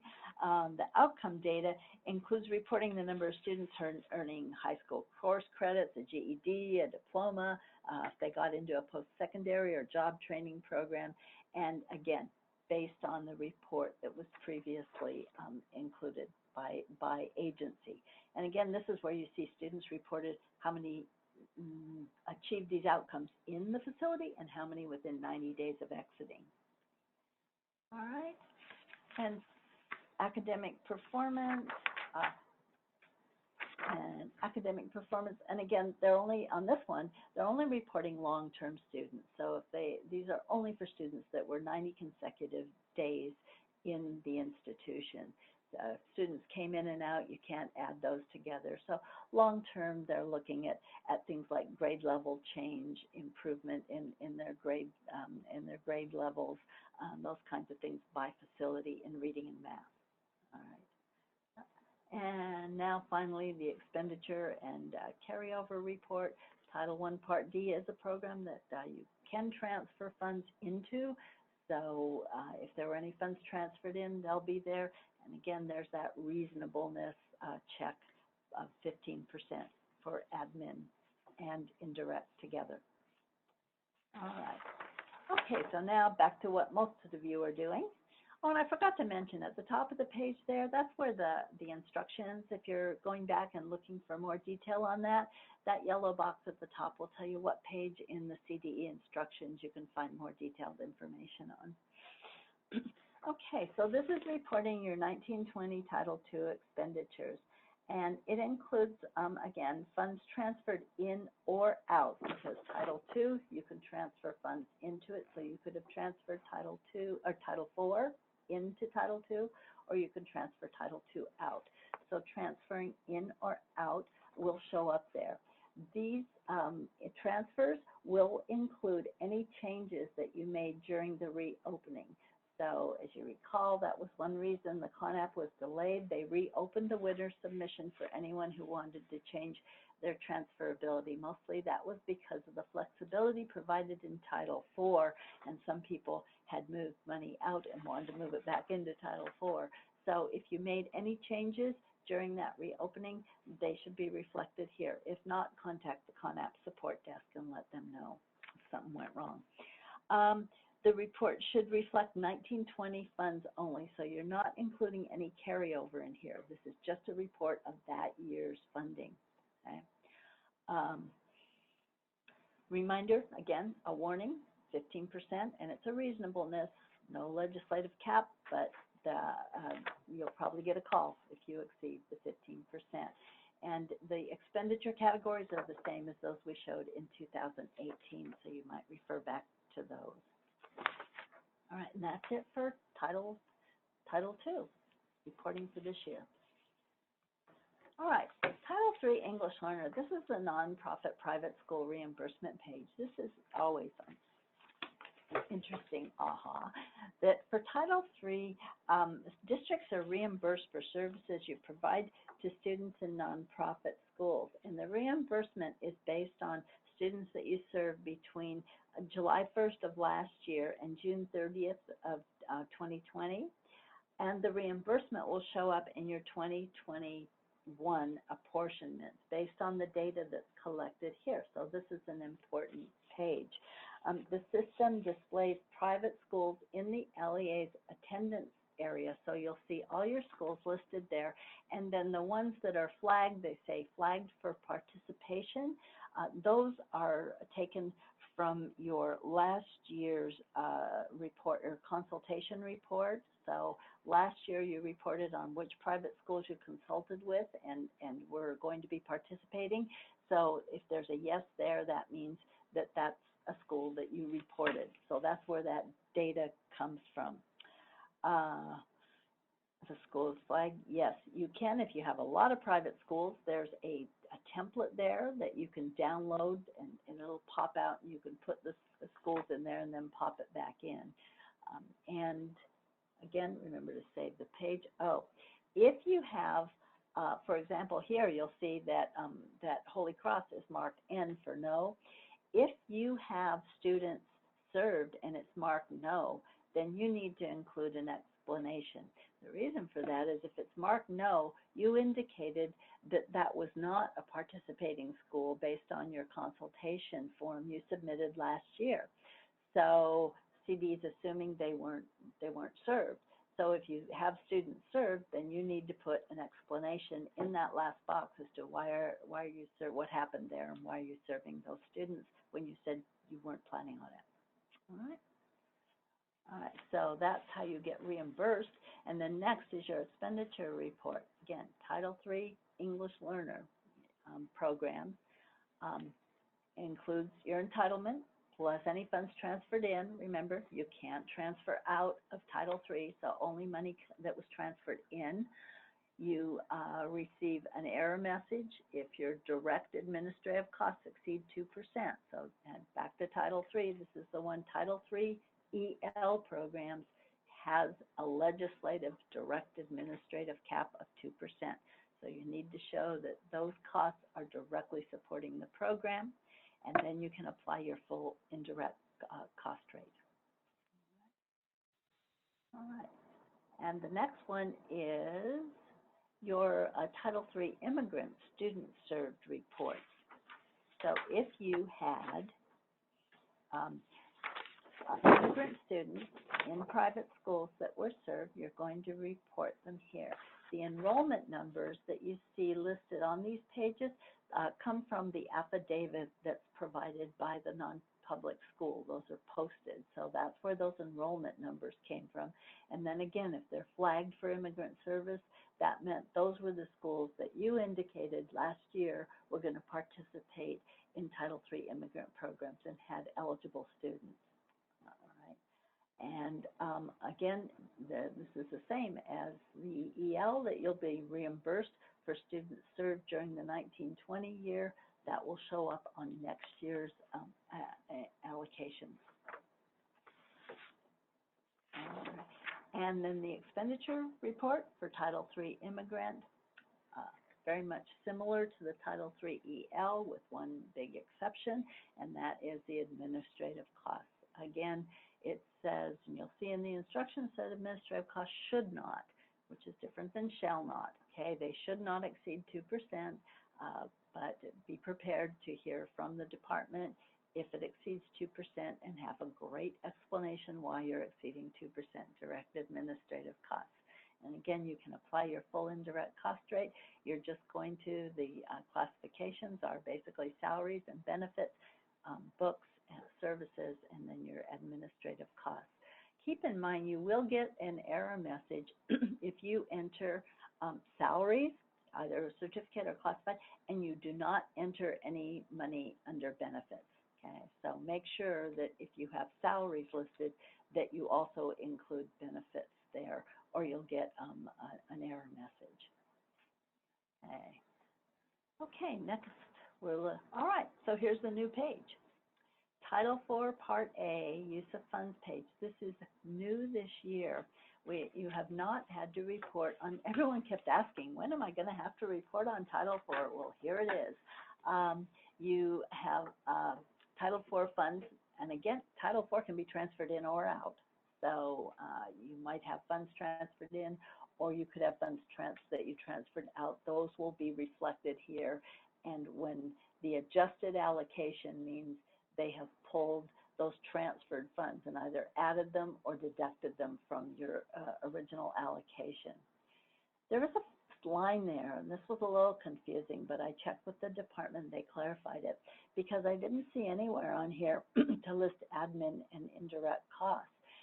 And what I was told is that in the winter submission, there was a Title IV report that included an administrative cost amounts in there, and what they did was lump that into that LEA reservations amount, which was, I've never seen that before. So, but Title IV has been full of surprises. So, so in there, that amount includes whatever you had for admin. You need to keep in mind, though, Title IV has a 2% cap on direct administrative costs. Okay? So it's the same as your Title III direct. You can charge your full indirect, but 2% cap on direct admin. But apparently those are incorporated there from a prior reporting. Right? And then you're reporting by program area. Well-rounded, safe and healthy students, effective use of technology. And if you receive over $30,000, you need to show funding in each of those three areas. So you need to show some amount. According to the waiver now, the amount, the restricted percentages do not apply for to those areas. So, but you do need to have money showing in each of those. If you're under $30,000, you can put all the funds in one area or put them in two areas. So that's not a problem, but you do need to show funding in each of the areas. So Title V is for our rural low income, and we do have some of you joining us. So this page appears, again, only if you received this grant. What this is, it's very whoops, that's another typo. Why do you find them now?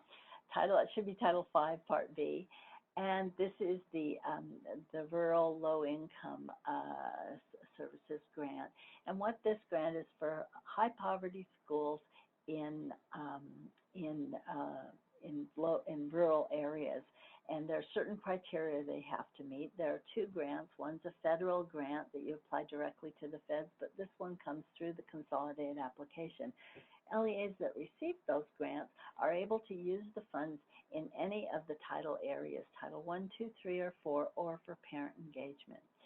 If the LEA did not spend any of the funds in the 1920 year and marks no here, this is all that's required.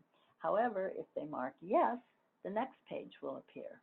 Okay, so let's take a look at that.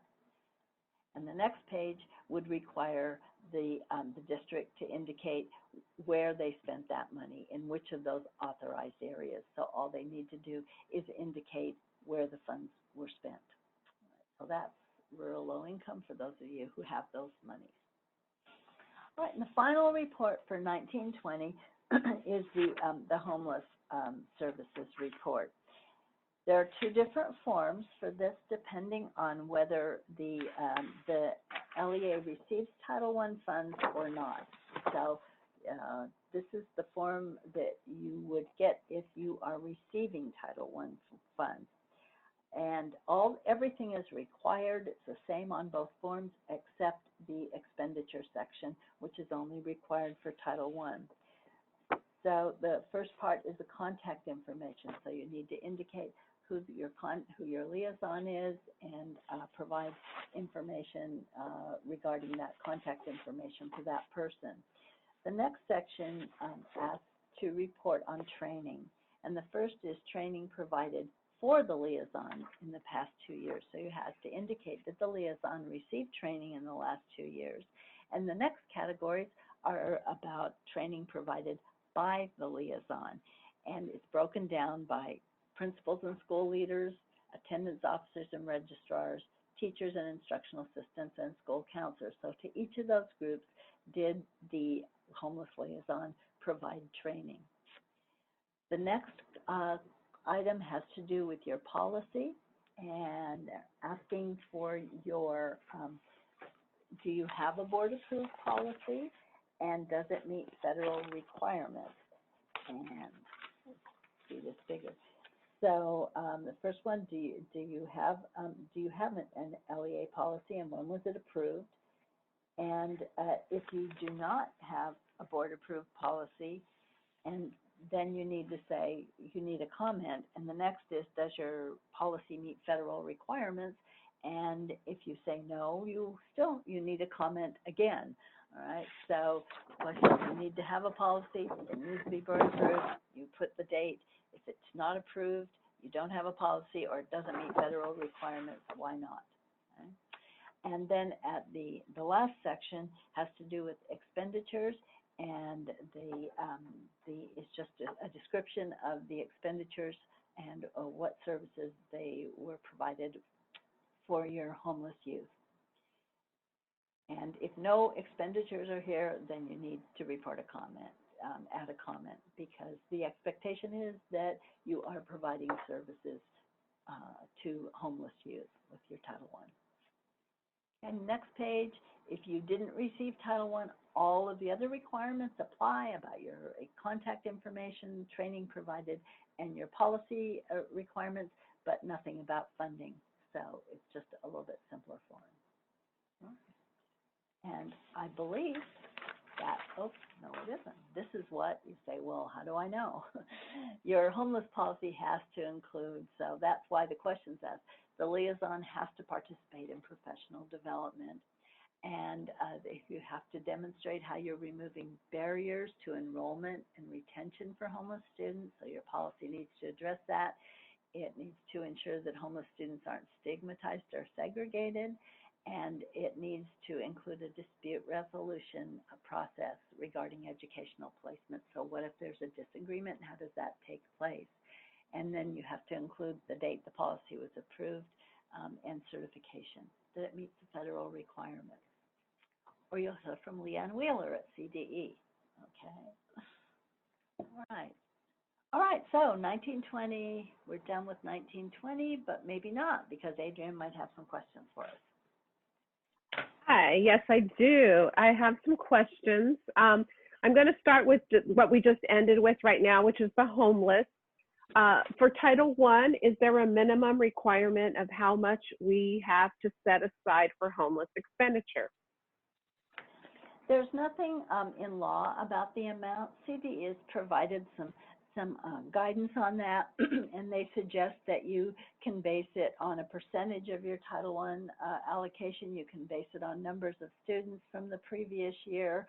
And that amount needs to be, it will be reported in your CONAP in the winter, but you should have some rationale for why did you put that amount. If it's a couple dollars, you're going to get a call if it's not reasonable. But so there's no legal requirement. Some guidance is if you have homeless shelters, that might be a way. If you have numbers that you've used, could also be to input from your homeless liaison as to what were the needs last year and was it adequate what we had. So just have some sort of basis that you can substantiate as to how you came up with that amount.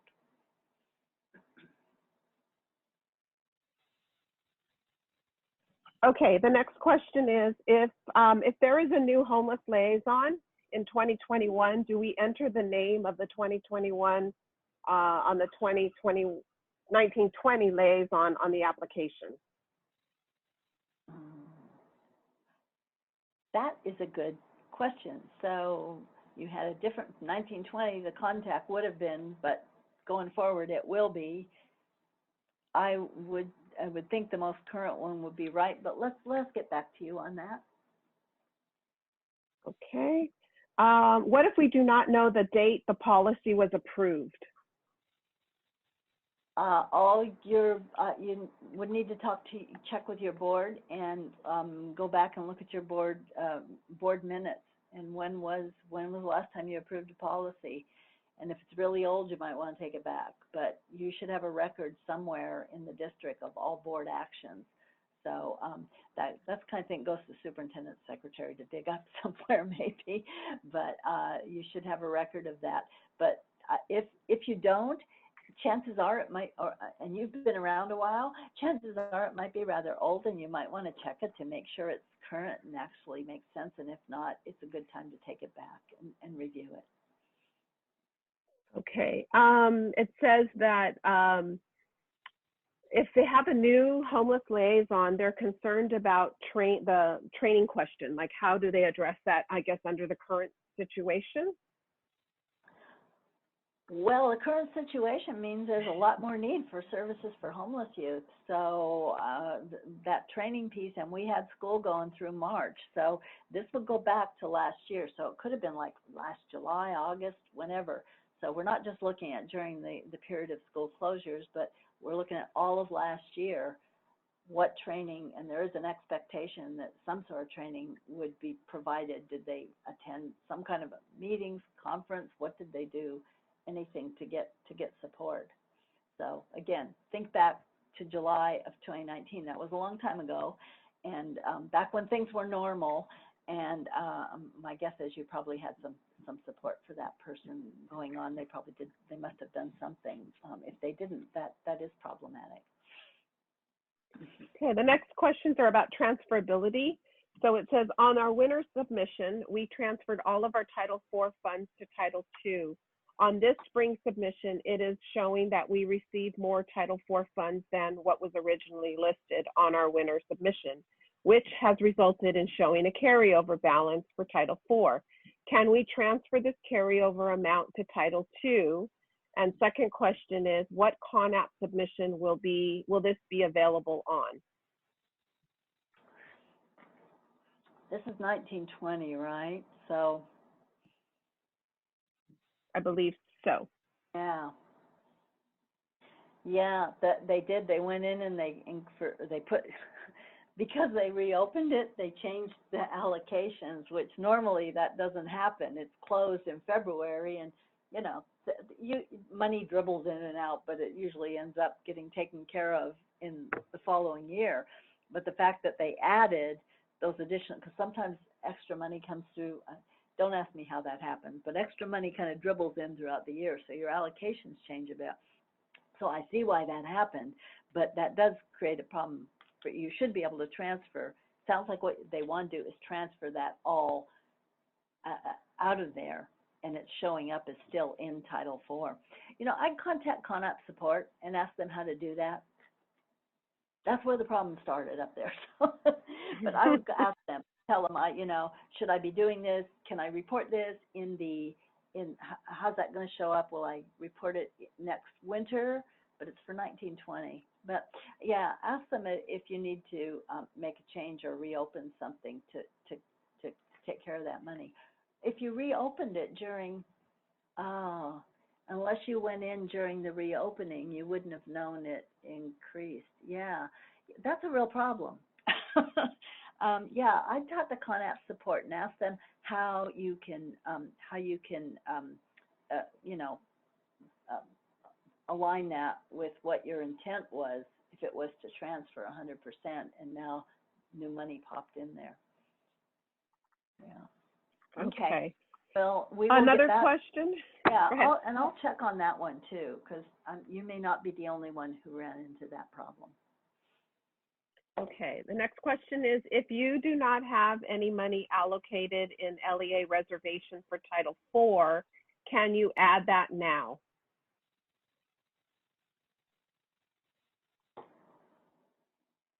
There's no money showing up there now? For LEA reservation for Title IV.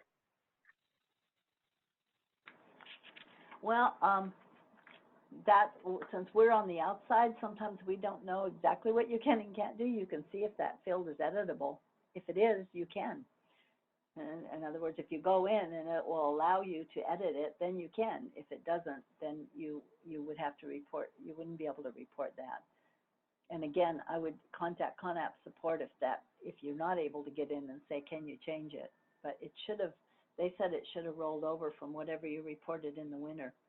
So, but I would try it. And if you can, if the field is able to be edited and you don't get an error message, then you're good to go. So if you can't edit the field or if you get an error, then I'd contact the department. Not editable. Okay, then yeah, then it's an expenditure. Why can't you edit that? Contact CONAP support. They're the one. That's a kind of funny. The response I got was not totally clear on that. And they were very good about responding, so they're aware of it. So just email CONAP support and tell them what the issue is, and they can tell you what the workaround is. Okay, let's see. Confirming with transferability of Title IV, we must still be allocated. It must still be allocated for each area, or can we use the funds for one category technology? If you receive over 30,000, according to the instructions, you must allocate in each area. If you're under 30,000, you do not. Okay. And then there's another thing about Title IV transfer on additional funds allocated. The comment is, I doubt that you can transfer now since the fiscal year 1920 has ended. Any thoughts? No. I mean, transfer, you had it open through June 30th to make those transfers. So they may not open it again. I mean, they did allow people to make changes, which is not typical, but they did that because of the waiver. So if you missed that window, I doubt that they will reopen that window. So that is probably correct. Okay. Another question is on parent involvement. Can you expand on Title V parent involvement activities? Can those funds be used for a parent liaison or parent involvement coordinator for the district that would support parent involvement activities within the district? You know, I'm probably going to refer you to one of my northern friends for more detail on that, but the parent involvement, there's really not a lot of detail on that. It's very, very open. So if it's supporting parents, you know, in general, it's not tied to a program. Like it's each of the programs you can put money into, but the parental involvement is very flexible as I read it. So what you described certainly sounds like an appropriate parental involvement kind of support that you could have. Title V is pretty flexible money, and it's meant to support rural districts that, you know, that needs some flexibility in that. So that certainly makes a lot of sense. You can contact the department if you want, you know, to feel better about it, but I don't see anything that restricts you. Okay, back to transferability in Title IV. There's another question that says, can you clarify the Title IV allocation? Is that 30,000 allocation for each bucket for LEA allocations or on the LEA adjusted allocation? It's the total your total entitlement. So it's off the top. Did you receive 30,000 or more or not? And there are some, I'll be honest, there are some places where the CONAP doesn't seem to match the waiver, what's in the waiver, and so we need to follow up on some of those. In fact, I found some places, and we've already informed the department, where the guidance isn't matching what the waiver says. It's based on what was previously. So, and right now, the Title IV page is saying you have to put money in every bucket. We'll follow up on that. Sounds like there's a lot of questions on Title IV. Yes. Okay. I think that's it for right now. The rest, again, are private school questions. So. Okay. Is Title IV ever going to stop being a problem? No. We'll get there. We'll get there with it. But let us follow up because, yeah, that needs some. But definitely the 30,000 is not, you can put it in one bucket if your total entitlement, not by section, if your total entitlement is under 30,000. So that piece. And again, the technology is you're allowed to spend more on technology, so those limits don't apply. But let's get you some clarity on that. Okay. I have one more question they want addressed is the waiver, I guess the explanation on what that allowed for Title IV funding in terms of the 3 areas and technology. Yeah, and can I have one of my team double check the year on that? I don't have my folder here handy. So Title IV, and I don't have the waiver in front of me, that's far away. So you're not allowed to quote me on anything here. I don't have the paper, we'll follow up. But Title IV, it had limits on the, percentages that had to be spent in each of the areas. So there was a 20% for the first area that was the broad education, whatever that section, and then there was the for the well-rounded education, 20% for safe and healthy students, and an amount for technology, and then it was not to exceed 15% for infrastructure. The waiver eliminated the percentage requirements for for well-rounded, safe and healthy, and it eliminated the 15% cap on use of Title IV for infrastructure. Now, I don't know that it lifted the requirement to address all the areas if you receive over 30,000. I did not see that in the waiver. So while you could spend a lot less in some area, I'm not clear that you can spend nothing in some of those areas if you receive over 30,000. So let's get clarification on that. But essentially the waiver said you don't have to spend a percentage in each. The application currently, if you're allowed to not spend in certain areas, if that is in fact what the waiver is saying, the CONAP does not reflect that currently because it says you must have money in each. So you've raised some really good questions, and that's why I like working with smart people like you. So let's find out what we can get to clarify that, because that's an important question. And it may be that the CONAP is not reflecting what's in the waiver, or it could be that the waiver is really not encompassing that, still saying you have to spend something. It's just not identifying the percentage. Is that making sense? Sort of. We'll make more sense of it, but that's definitely something we'll get back to you in writing on. Thank you for raising it, all of you. Okay, I think we can move on. Okay. Okay, we're finally to the application. All right, we're now in the Con App. Okay, this is the application for funding for the 2021 school year. Let me just get situated here. Okay, we're lost. There we go. All right, so these are all related to this year's, oops, back up. We got too far here. Something happened. We go back to the next page. Is there a data collection page? Nope, it's not there. All right, something happened. We'll make it work. All right, so the data collections there, we are included in the application. So this is to apply for funds for next year. First is the certification of assurances. Next is the certification for protected prayer. This has to be another certification page. And third certification page is the LCAP Federal Addendum. We'll talk about what that means. And then comes the application for funding. This is where you actually identify the funds that you want to receive. Then comes the private school consultation, and this is where we'll get to all those questions. And other private school participation, and then your EL subgrant and Immigrant subgrant are the two programs they require a budget on, and then Title IV you'll be reporting on private school participation, and finally you can apply for substitute time accounting in this application. So that will be the end of it. All right, so let's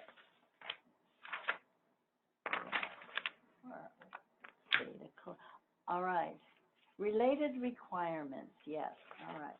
So just when you think, the problem with everything isn't in the Con App that you have to do. It's kind of like, how would you know?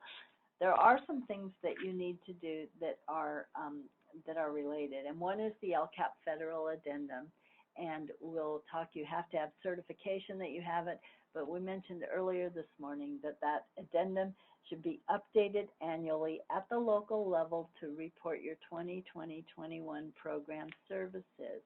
The reason for that is it makes sense that what you have in writing should match what you're doing, but beyond that, if you're receiving a federal program monitoring, many of the programs use the addendum to review your program. So they'll look at the addendum and they look at what you're doing and see if those reflect or match each other. So the addendum should be, take a look at it and see if what you did last year still fits. That's fine. If it doesn't, make any updates. Transfers, again, if you did transfer funds, make sure wherever those funds are that you have a plan to spend them. If they're transferred in or out of a program, that can significantly impact the amount of money available for that program. So make sure you adjust your plans accordingly. If you had a plan, you put a lot of money in Title IV, you moved it Title II into Title IV, but your plan was for half that much. Now you need to have a bigger plan. So what is it? Reservations, you should identify any Title I reservations that you're going to use this year. You have the option to reserve funds off the top for services to Title I schools, but those decisions should be made now, and the addendum has a description of those activities that funds are being used for, so that should be updated. Rank your schools. You need to rank your schools based on poverty data and identify your Title I funded schools for the coming year, and then you need to let your schools know how much money that they are going to be getting, which is what you're waiting for. So next slide. Okay. So school let me pull this up here. Okay. School allocations. Title I requires, and this used to be in the Con App and it's not there any longer, but it requires that you rank your schools based on poverty data and determine which are your eligible Title I school attendance areas. And you also need to maintain documentation that you've notified schools of those allocations. So, okay, next slide. So what's an eligible school? Well, again, the CDE website up at the top is a wonderful resource to use to look at how to allocate funds to schools. So we're just going to go do a quick overview, but when you go to do it, that's a perfect place to go. If you type in Title I school allocations, if you don't have the link, you'll find it there. Schools that are at or above your district's poverty rate are eligible to receive funds, because Title I is about concentrating money in high poverty schools. However, not every eligible school has to be funded. So a school can be eligible, but you might decide not to fund it. You have to rank the schools in order of poverty and use the same poverty measure for all your schools.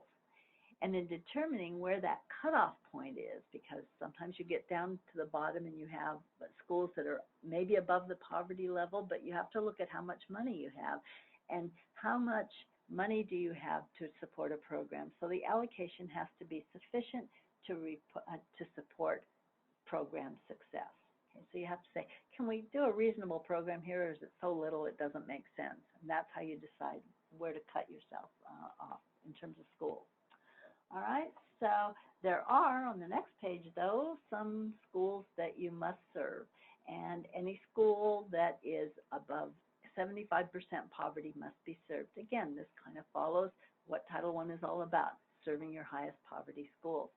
Under ESSA, there was an additional allowability that you may fund any high school with at least 50% poverty, and you can move them up prior to serving other schools. After you've served those highest poverty schools, then you have to rank all the rest of your schools, and you can do it one of two ways, district-wide or by grade span. And I suggest you try and take a look at it and see how it works out, because it can make a significant difference on which schools get funded. Sometimes you know there's a need in the school, and when you rank it one way, they aren't eligible, but ranking it a different way it might be. So that rank order, you can work with that and see which schools end up being funded, but district-wide or grade span. But either way, it's got to be based on poverty. Next. Okay. So why do we have to rank schools? Well, to identify schools that are eligible and to determine how much schools are going to receive, and to make sure that schools with the highest concentration of poverty are funded, and to allow schools to develop a plan based on their funds. School is starting, they need to know how much money do we have to operate a program this year and what are we going to do. So as we mentioned, there's two types of terms. Next slide is eligible for ranking and required for ranking. And those are two different things. Eligible schools at or above the district poverty average, but not all eligible schools have to be served. Required for funding, that's your 75% poverty.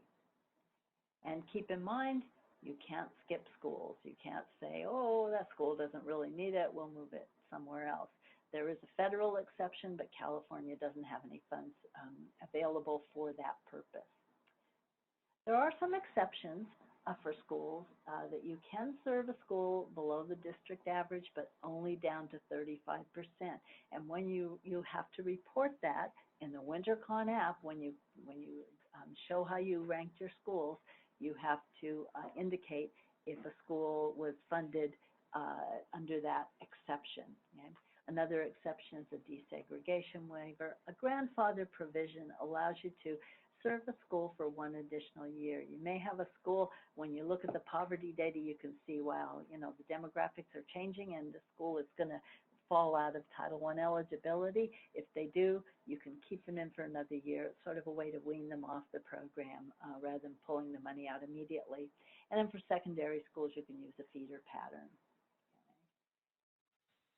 One other thing, and I wouldn't dare talk about this now, it'd take forever, but it's 125% rule.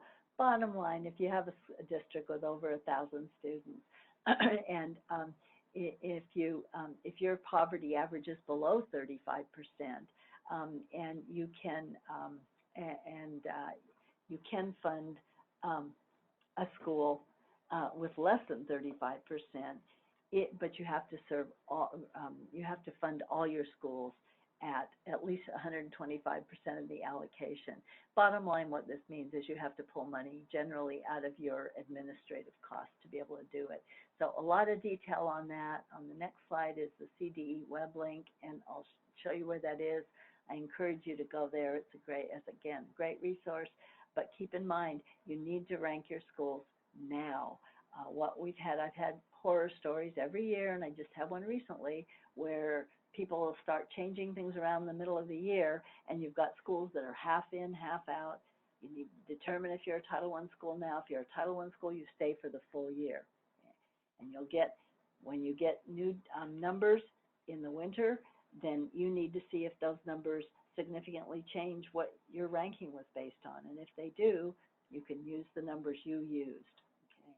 Because we don't tear schools up in the middle of the year. So that's why I'm saying these decisions, it's easy to get out. Why don't you fill out that page now? Well, that doesn't matter. You have to rank the schools, and you need to maintain documentation that you did it. So keep that in mind. All right, back to the pages. This is the assurances.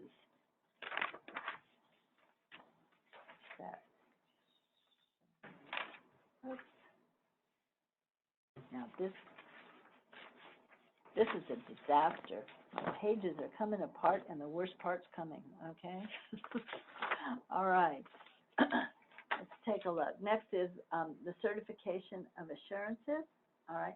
This page has to be submitted by the authorized user. So only other users can view this page, but the Save button is only accessible to the authorized user. So remember this morning we went through all those different roles that people have, and one of the roles is an authorized, that's your superintendent or designee, so they are going to have to sign.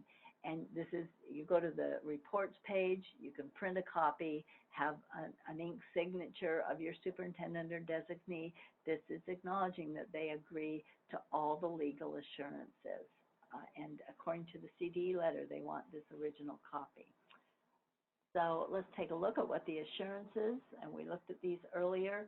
There are general assurances that apply to a lot of programs. There are assurances about the LEA plan, generally, some specific to Title I, and then you'll see various program assurances, and these all relate to program requirements.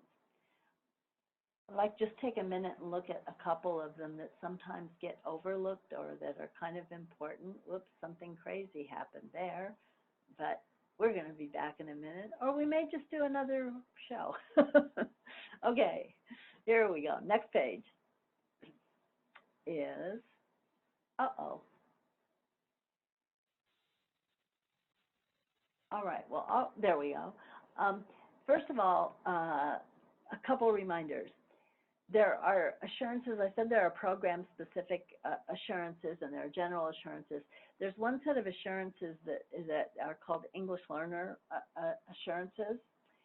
It's important to keep in mind this applies to all school districts, whether or not you receive Title III funding. These are basic EL civil rights kinds of issues, and sometimes people are surprised. They say, well, we don't take Title III. That there's Title III specific assurances, but these assurances are requirements for all school districts, whether or not they receive Title III funds. The other one I'd like to draw your attention to is there's a whole section on education for children in foster care. This is new under ESSA, and I think it kind of got a lot of attention when it first came out, and then I'm not sure that everyone totally followed up because there were some questions on it. But you might want to review that and make sure that you have you're meeting all the requirements for foster care students if you're receiving Title I funds. And then under the general assurances, there are a number of things in there that I just want to remind you of. One is that those general assurances, they include adherence to all federal civil rights and non-discrimination and disability requirements. So there's a whole lot in there that are basic requirements. That means if you take a penny of this money, those apply to your district. The other is the adherence to supplement, not supplant requirements is an assurance that the superintendent is making. And the next one, often people go, oh, what's that? And that's the annual evaluation. There's supposed to be an annual evaluation of all of your CONAP programs, and it's based on board-adopted criteria that the programs are not of low effectiveness. So you want to check and see, do we have that criteria? How old is it? Are we doing an evaluation? Because you're assuring that that's happening. And then the last one is just a reminder that there is a requirement to allocate funds to continuation schools in the same manner as comprehensive schools. Those schools were getting left out in terms of service, so you need to make sure you're treating them equitably. So that's another requirement. Just a few of the assurances, but they make good reading, all the rest. All right, let's move on to the next is certification, and that is the protective prayer certification. And this just means that the district has no policy that would prohibit constitutionally protected prayer. So it's not saying there is something, it's saying there isn't something, basically, that there is no policy. You need to, this is another one you need a copy of, and the comment is only if you don't certify, you do need a comment there as to why you're not certifying that, and then you'll probably get a call from someone. Okay. All right, the addendum. There's the addendum. The addendum, the reason you have to certify, they're asking for a date for your LCAP certification. Is that on this one? Yes. And that's required because the LCAP federal addendum presume that the LCAP responds to some of the requirements in your federal addendum. So as they see it, both of those need to be approved. So the date that this would be is the date that, if you're a district, it's the date that your county office approved your LCAP, and it would be that, well, enter the date the county office approved it. That's wrong. It's 2017. So in 2017, you wrote a 3-year LCAP for 17, 18, 18, 19, 19, 20 that just ended, but it's the last LCAP we had. So if you look at the instructions, you can use the same date as last year on this page. So whenever that LCAP was originally approved, and that should match what you put in last year, okay? And for charters, you're putting the date that your local authorizer, your local board approved it, okay?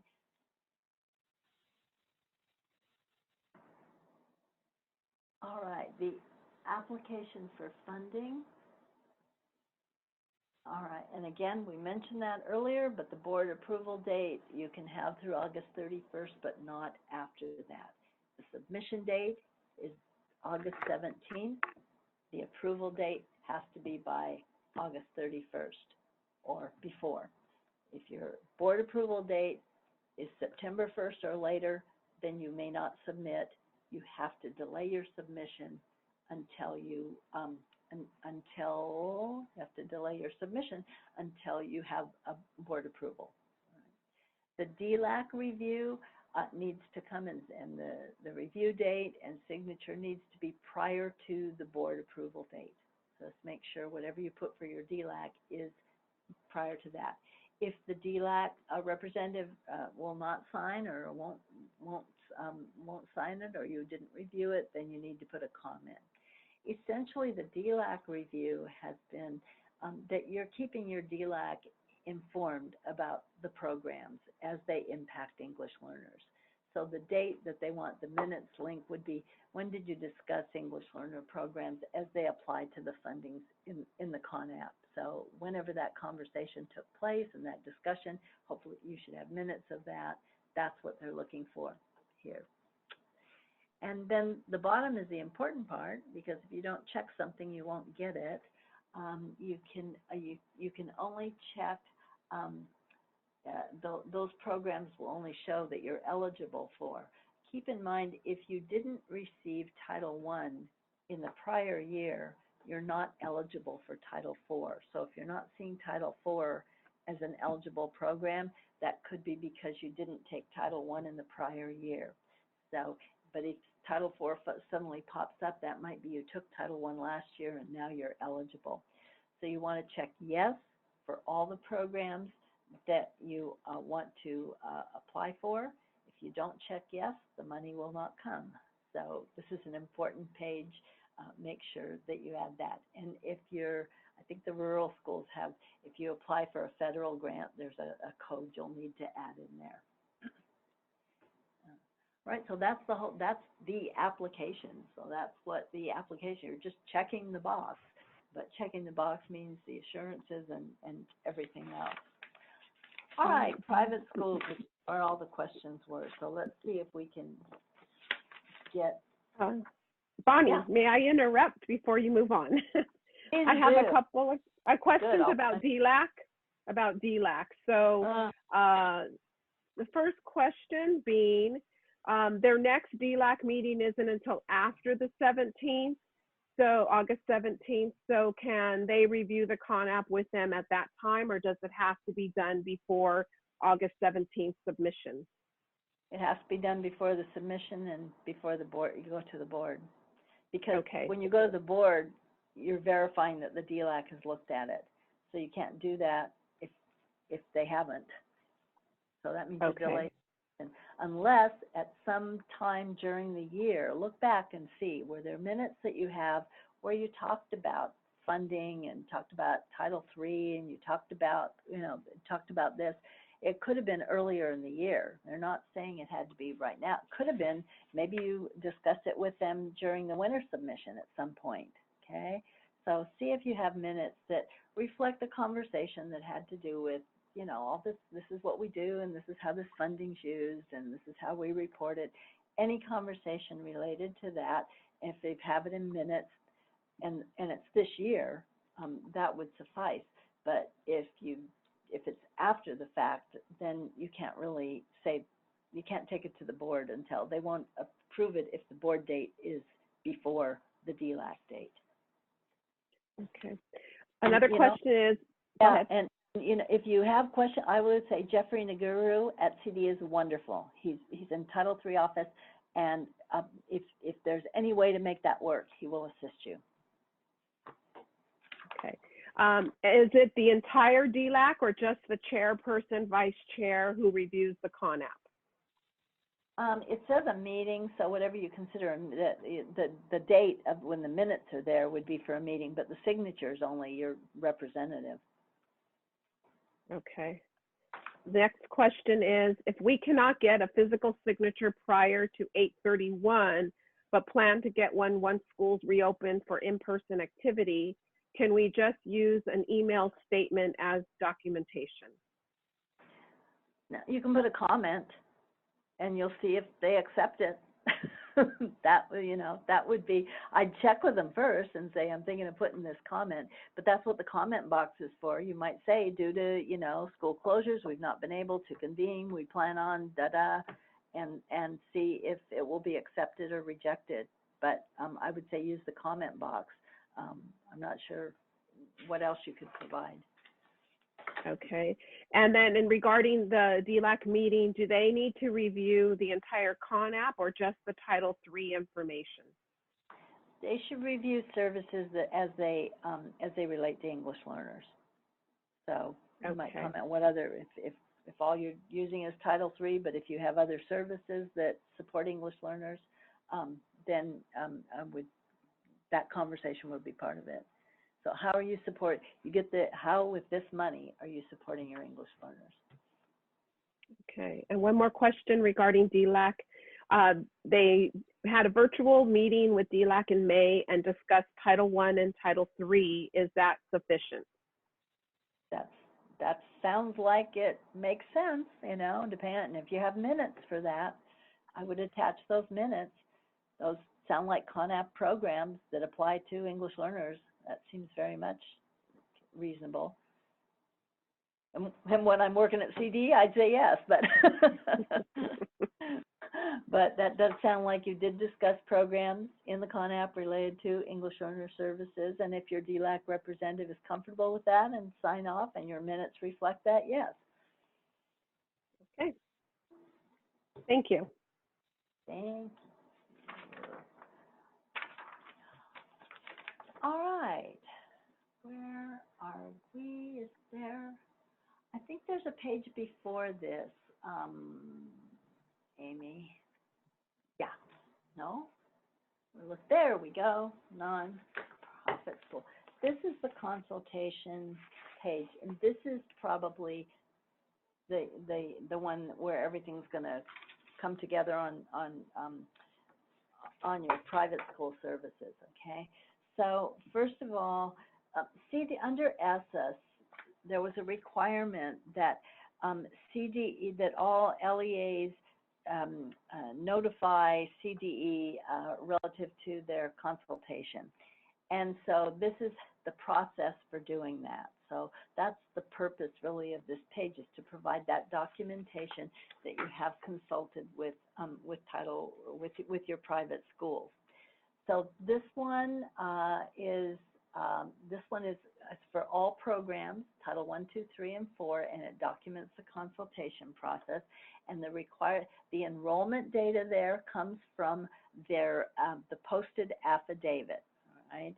And just to be aware, CDE is very clear. They do not verify the numbers. They expect that districts will verify those numbers in the enrollment.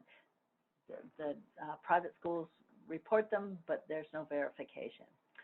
So the first box is they will list all the private schools that are within the district boundaries. If you have a private school outside your district boundaries that's participating in Title I, you would need to add them to that list. So they're just going to give you all the nonprofit private schools within the district boundaries, okay? Yes, you do have to reach out to schools outside the district boundaries for Title I. So I saw that question pop up. The required fields, the first one is, did consultation occur? Yes or no. The second one was, a consultation agreement met. And then, do you have written affirmation on file? And then third is that written affirmation of consultation. And then finally, there is a place to put a code, okay? The remove section is if you had a school that was previously added, that you served outside the district boundaries, but is no longer being served, that's what the remove button is for, okay? You should internally maintain records that include the dates of contact with the schools, who you contacted, the results of the contacts for those who are participating and those who aren't participating. So keep those records internally for review and audit purposes, right? What's the next one? Oh, the next, if you don't have any nonprofit schools, the next page will show up, which is just indicates you don't have any nonprofit private schools in your boundaries. All right, so let's take a look at what all those boxes mean and what the interpretation. Okay, consultation occurred. That's number one. That's a requirement. You have to consult with all eligible schools. And consultation occurred, you can check yes there if you have evidence of outreach to the school. So this should not be a single attempt. I made a call and nobody answered. No, you need to have documentation of multiple attempts to reach out to the school. If you have that, then you can say, yes, consultation occurred, you reached out to them, and you have documentation of that. If you put no, you'll get a warning.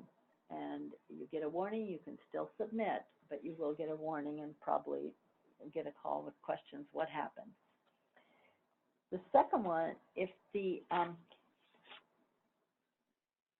okay, the next one, agreement was met, okay? If the private school decided, if you consulted with them and they said, no, we're not interested, then agreement was met, then the answer is yes. Agreement was met because you agreed you're not going to serve that school and they're not interested in the service. Or the other option is you agreed about what the services would be that you consulted, and yes, you came to agreement on it. So agreement was met means either it could be a school that chose not to participate, and then agreement was met that you're not going to participate, or that they are going to participate and your consultation was agreeable. However, if you indicate agreement was met, then you have to have an affirmation on file. Okay, so that leads to this. So if you check yes, agreement was met, then the affirmation, and the affirmation from the private school might indicate we agreed that we're not going to provide service, but consultation did occur. Okay. If you attempted to get the affirmation and you got no response, okay, again, not just one contact, but if you've shown a good faith effort and you're not getting a response, maintain documentation of that, and you will have to mark no, you don't have an affirmation on file, but maintain documentation, and you'll get a warning, and you can still submit. Okay? So the point is, because something was a no, it doesn't mean you necessarily did something wrong. Now, if you did something wrong, that's different, but generally it might be you did all the right things, and you didn't get a response. These are all the efforts you made. Maintain documentation, and therefore none of these fields will come up with an error. They will be a warning, and that means you need to know, well, you should have an affirmation on file, and you go, yeah, we should, but we couldn't get it, and here's the documentation. So that's what those mean. Okay, and then the next is the consultation codes. Okay. And you notice I put in bold the correct answer. All right. All right. What the concept if a signed affirmation, if you said yes, you have a signed affirmation, then you need to put a code. Okay. And if the answer is yes, then it should be that meaningful consultation did occur. If you said no, that consultation didn't occur, then you're going to have 2, 3, or 4 that either it wasn't timely and meaningful, it wasn't equitable, or it didn't occur and it's not equitable. So essentially, what you're looking for is yes, timely and meaningful. If you said yes, an affirmation is on file, then hopefully meaningful consultation, that affirmation confirms that. So that's what those consultation codes are for private schools. Okay. Again, maintain records. All this is not just saying it, and maintain records that somebody else later on can find and access. When did you contact them? Who did you contact? What were the results? And if they chose not to participate, maintain information on that. Don't just check that off and throw it off. Keep copies of your signed affirmations on file. And remember, new under ESSA, the affirmation must not just include, yes, consultation occurred. It must include the opportunity to say, no, it didn't occur. It wasn't timely and meaningful. So you have to, and there's a sample on the CDE website that you might find helpful. But make sure your consultation, it can't just be, they only check, yes, it occurred. They have to have an option to say no. It didn't. Okay. All right. Next is verification. Oh, yeah. This is the statement from CDE that they expect that the nonprofit status and the student enrollment, neither of those are checked by CDE, and CDE encourages districts to verify that they do have a nonprofit status and that the numbers they're reporting to you are accurate. They're saying their affidavit says under penalty of perjury they're accurate, but nobody checks them, and you can see CDE takes no position as to its accuracy. So that's pretty clear. Those numbers should be verified. Okay. And the affidavit, keep those on file. Those will be reviewed during program monitoring. And again, that now has to have the option of no, consultation didn't take place, it wasn't timely or meaningful. Those options need to be there, and the CDE sample is very helpful. All right, so let's go back. Did the questions on English, let's stop there and see, because there were a lot of private school questions. Did they get answered, Adrienne? I don't think so. Okay, so I know this is going to be a long one. My list kept growing. Okay, so starting back, I think at the beginning, there was questions about, for private schools, we only enter those that are participating and not all that we contacted. Is that correct?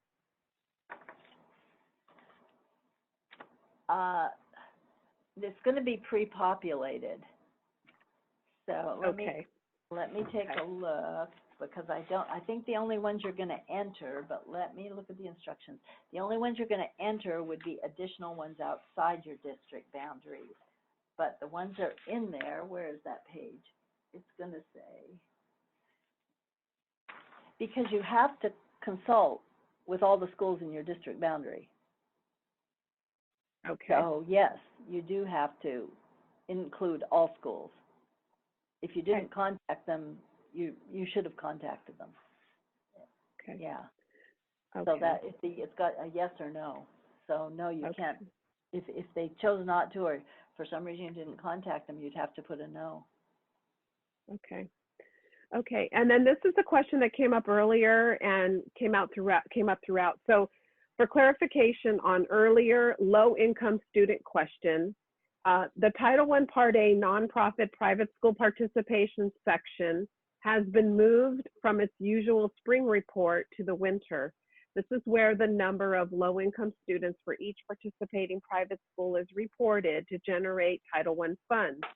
Only total enrollment seems to be required at this time. I was just wondering what effect that may have with Title I allocations, or are 2021 funds still set to be released as usual? That page was changed because districts were contacting CDE because they would, in the spring, consult with private schools, and they would list the schools that were going to participate and the numbers of students, and all that information populated into the winter release. And then CD would find that districts were contacting them and saying, well, this doesn't reflect what actually happened, because this private school closed, this one pulled out, something happened, they didn't participate. So they were then having to go back to the prior year, to the spring submission, change those numbers, and then come forward and reflect them in the winter. Okay, so they decided, that's why they pulled out, there were, I think, several pages that had those numbers in them to say, give them to us when you have firm numbers, rather than having to change them back and forth. That doesn't change the fact that the program needs to start at the beginning of the year, that districts should have accurate information about low-income numbers, and that's all done. It's kind of like what we said about Title I school ranking. Like, you got to do this now. You report it later, but you're doing it now. So the reporting shouldn't affect the program if the numbers are correct, and if they're correctly reported to the district and there's no issues there, then the program should go ahead. But the report is later on. So what you collect, and it's like I say, like with school ranking, it's not in the Con App right now, but you don't wait till February to give money to schools. You do it now. Same thing with your privates, because the private school program should start at the same time as the public school program. So short answer, no, that should not change. That should not change anything unless there's some other circumstance that I'm not aware of. Okay. The next question is, what options, if for consultation, how do we record what we attempted or how we attempted to contact the private school on several occasions, but they never responded? Do we mark that consultation occurred or did not occur?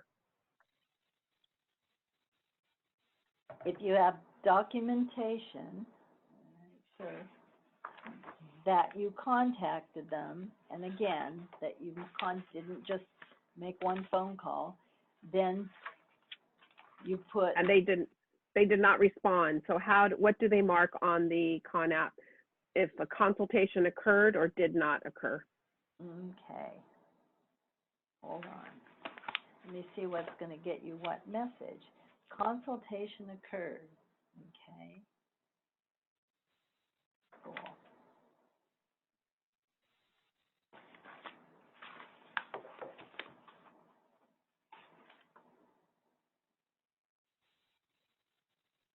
Okay, consultation occurred, error message, okay. Federal statute requires the LEA to make reasonable attempts to consult with the private school. To validate compliance, documentation should be kept of those attempts on file. Warning message that displays if consultation occurred is no. The warning message will not prevent you from certifying. Let me see if they're going to give.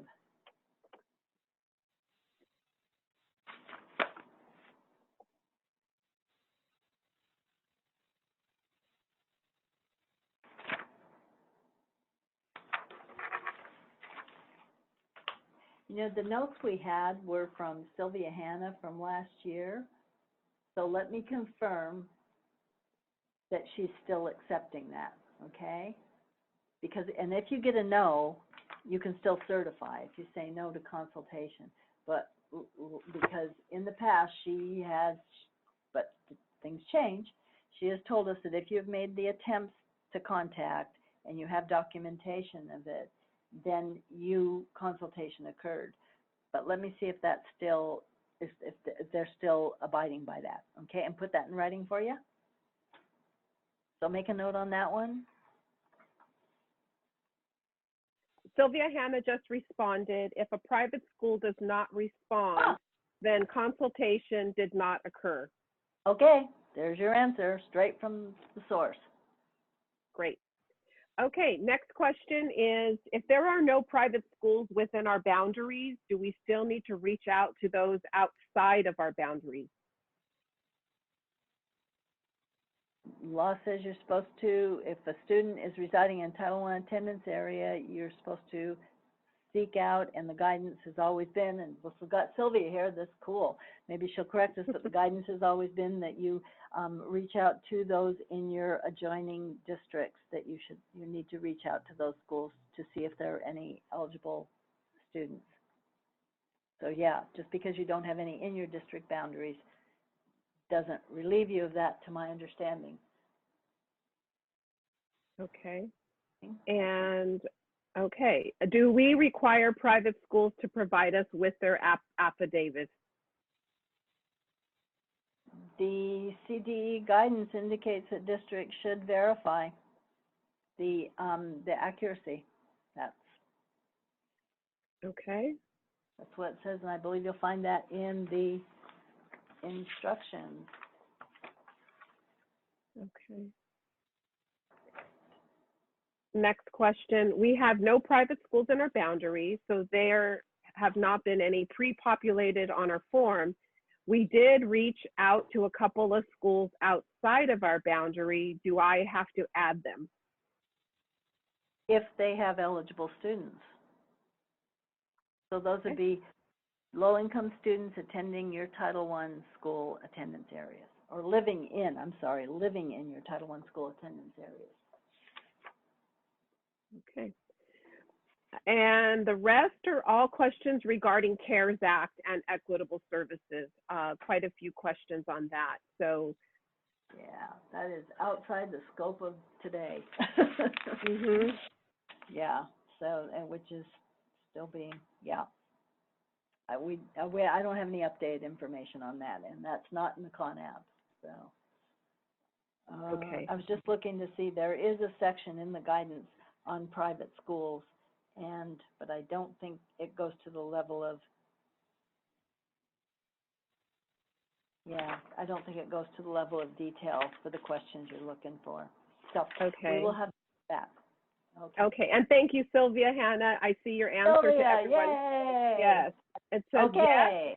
Add okay. Sylvia says, I love this. Sylvia says, on your schools. Reached out to schools, include them even if they're not participating. Okay. So you reached out, they said no, you still document that you did that. Reach out and you consulted with them. Thank you, Sylvia. This is cool.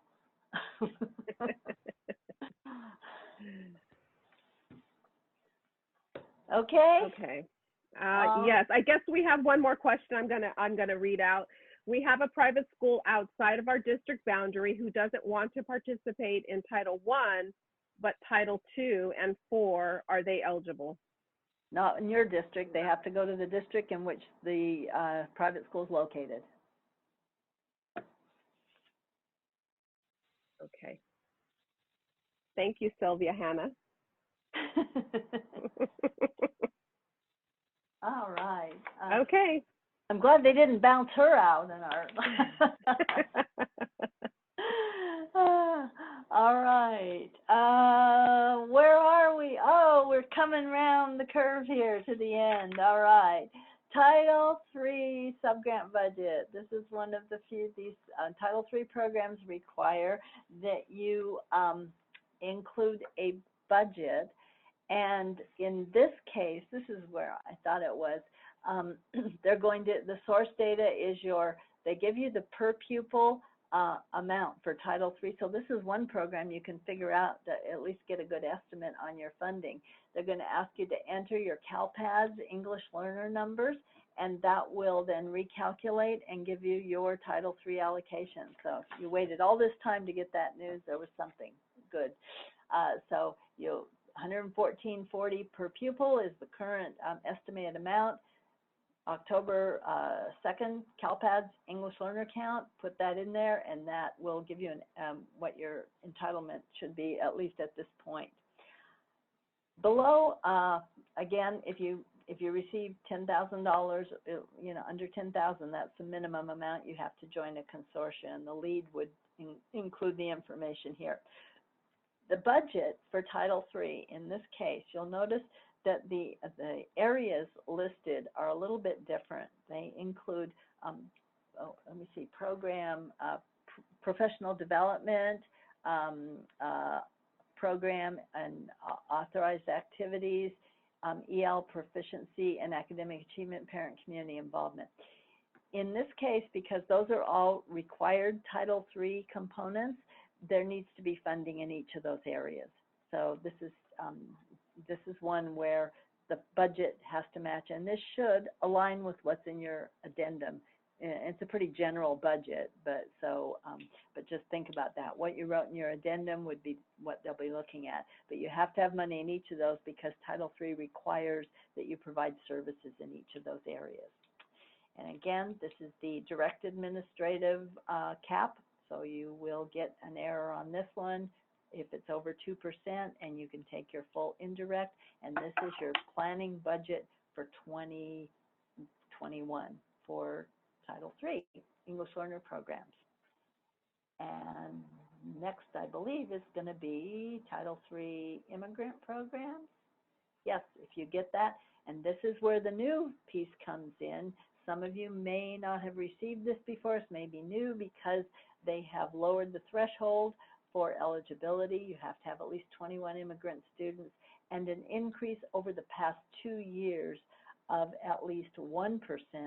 In the past, it was 2% increase, so this should make more districts eligible. Let's see, again, you can figure the estimated amount here is $104.70 per pupil. So your October 2nd CalPADS immigrant count goes there, and you recalculate, and you'll get your estimated entitlement. And let's see, the administrative cap, same thing here, 2%, a warning as opposed to an error because it's not in legislation, but it will be reviewed for reasonableness. So that's for direct admin. So that's your Title III immigrant, and again, it should match what's in your addendum. Okay, and next we have substitute time accounting, which nobody does. All right. So what this means, there are 2 substitute time accounting procedures available to districts. One is called this one is for employees on a fixed schedule. The other is a sampling method. Both of those are described in the California School Accounting Manual, and if you're considering this option, I would suggest you read Procedure 905 relative to those two systems.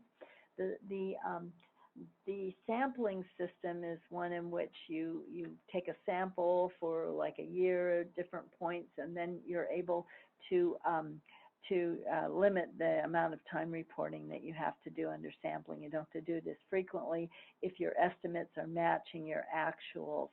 This one is very different, and the two of them cannot be used together, so you kind of have to make a choice if you're looking at one. This only applies to employees who are on a regular fixed schedule, okay? So those are people primarily in classrooms. They don't apply to people like you usually who are doing all kinds of things. So the problem is, again, that if you use one, you can't use the other. So if you have a lot of people on fixed schedules, that would work for this. But often that's not the case. You have people who are doing things like resource teachers or people that aren't on, that can't really give you a fixed daily schedule. So if you do choose to apply, this is all you have to do to apply for it, is just check, yes, you're interested. And then you need to provide a description of any deficiencies or challenges implementing. If there are none, just put no. But what might be challenging about making this work? So again, I refer you to CSAM, read it. They do a really good job of describing those, and they are very helpful. So that's the substitute time accounting, and it says a checkbox if you're interested. So with that, you are almost done. What you're going to want to do is return to the home page and make sure that all your collections are showing as certified, and then you need to make sure you have that board approval by August 31st and submit. And I think that is, we will follow up with the questions that didn't get answered, or the ones that we sort of tried to answer but didn't feel like we really got to the heart of your question. So we'll send that out in email to you. Thank you to all of you for your great questions. Thank you to Sylvia for joining us and popping in just in the nick of time. Please contact us if you have any questions, and otherwise happy con-apping to all of you. Take care.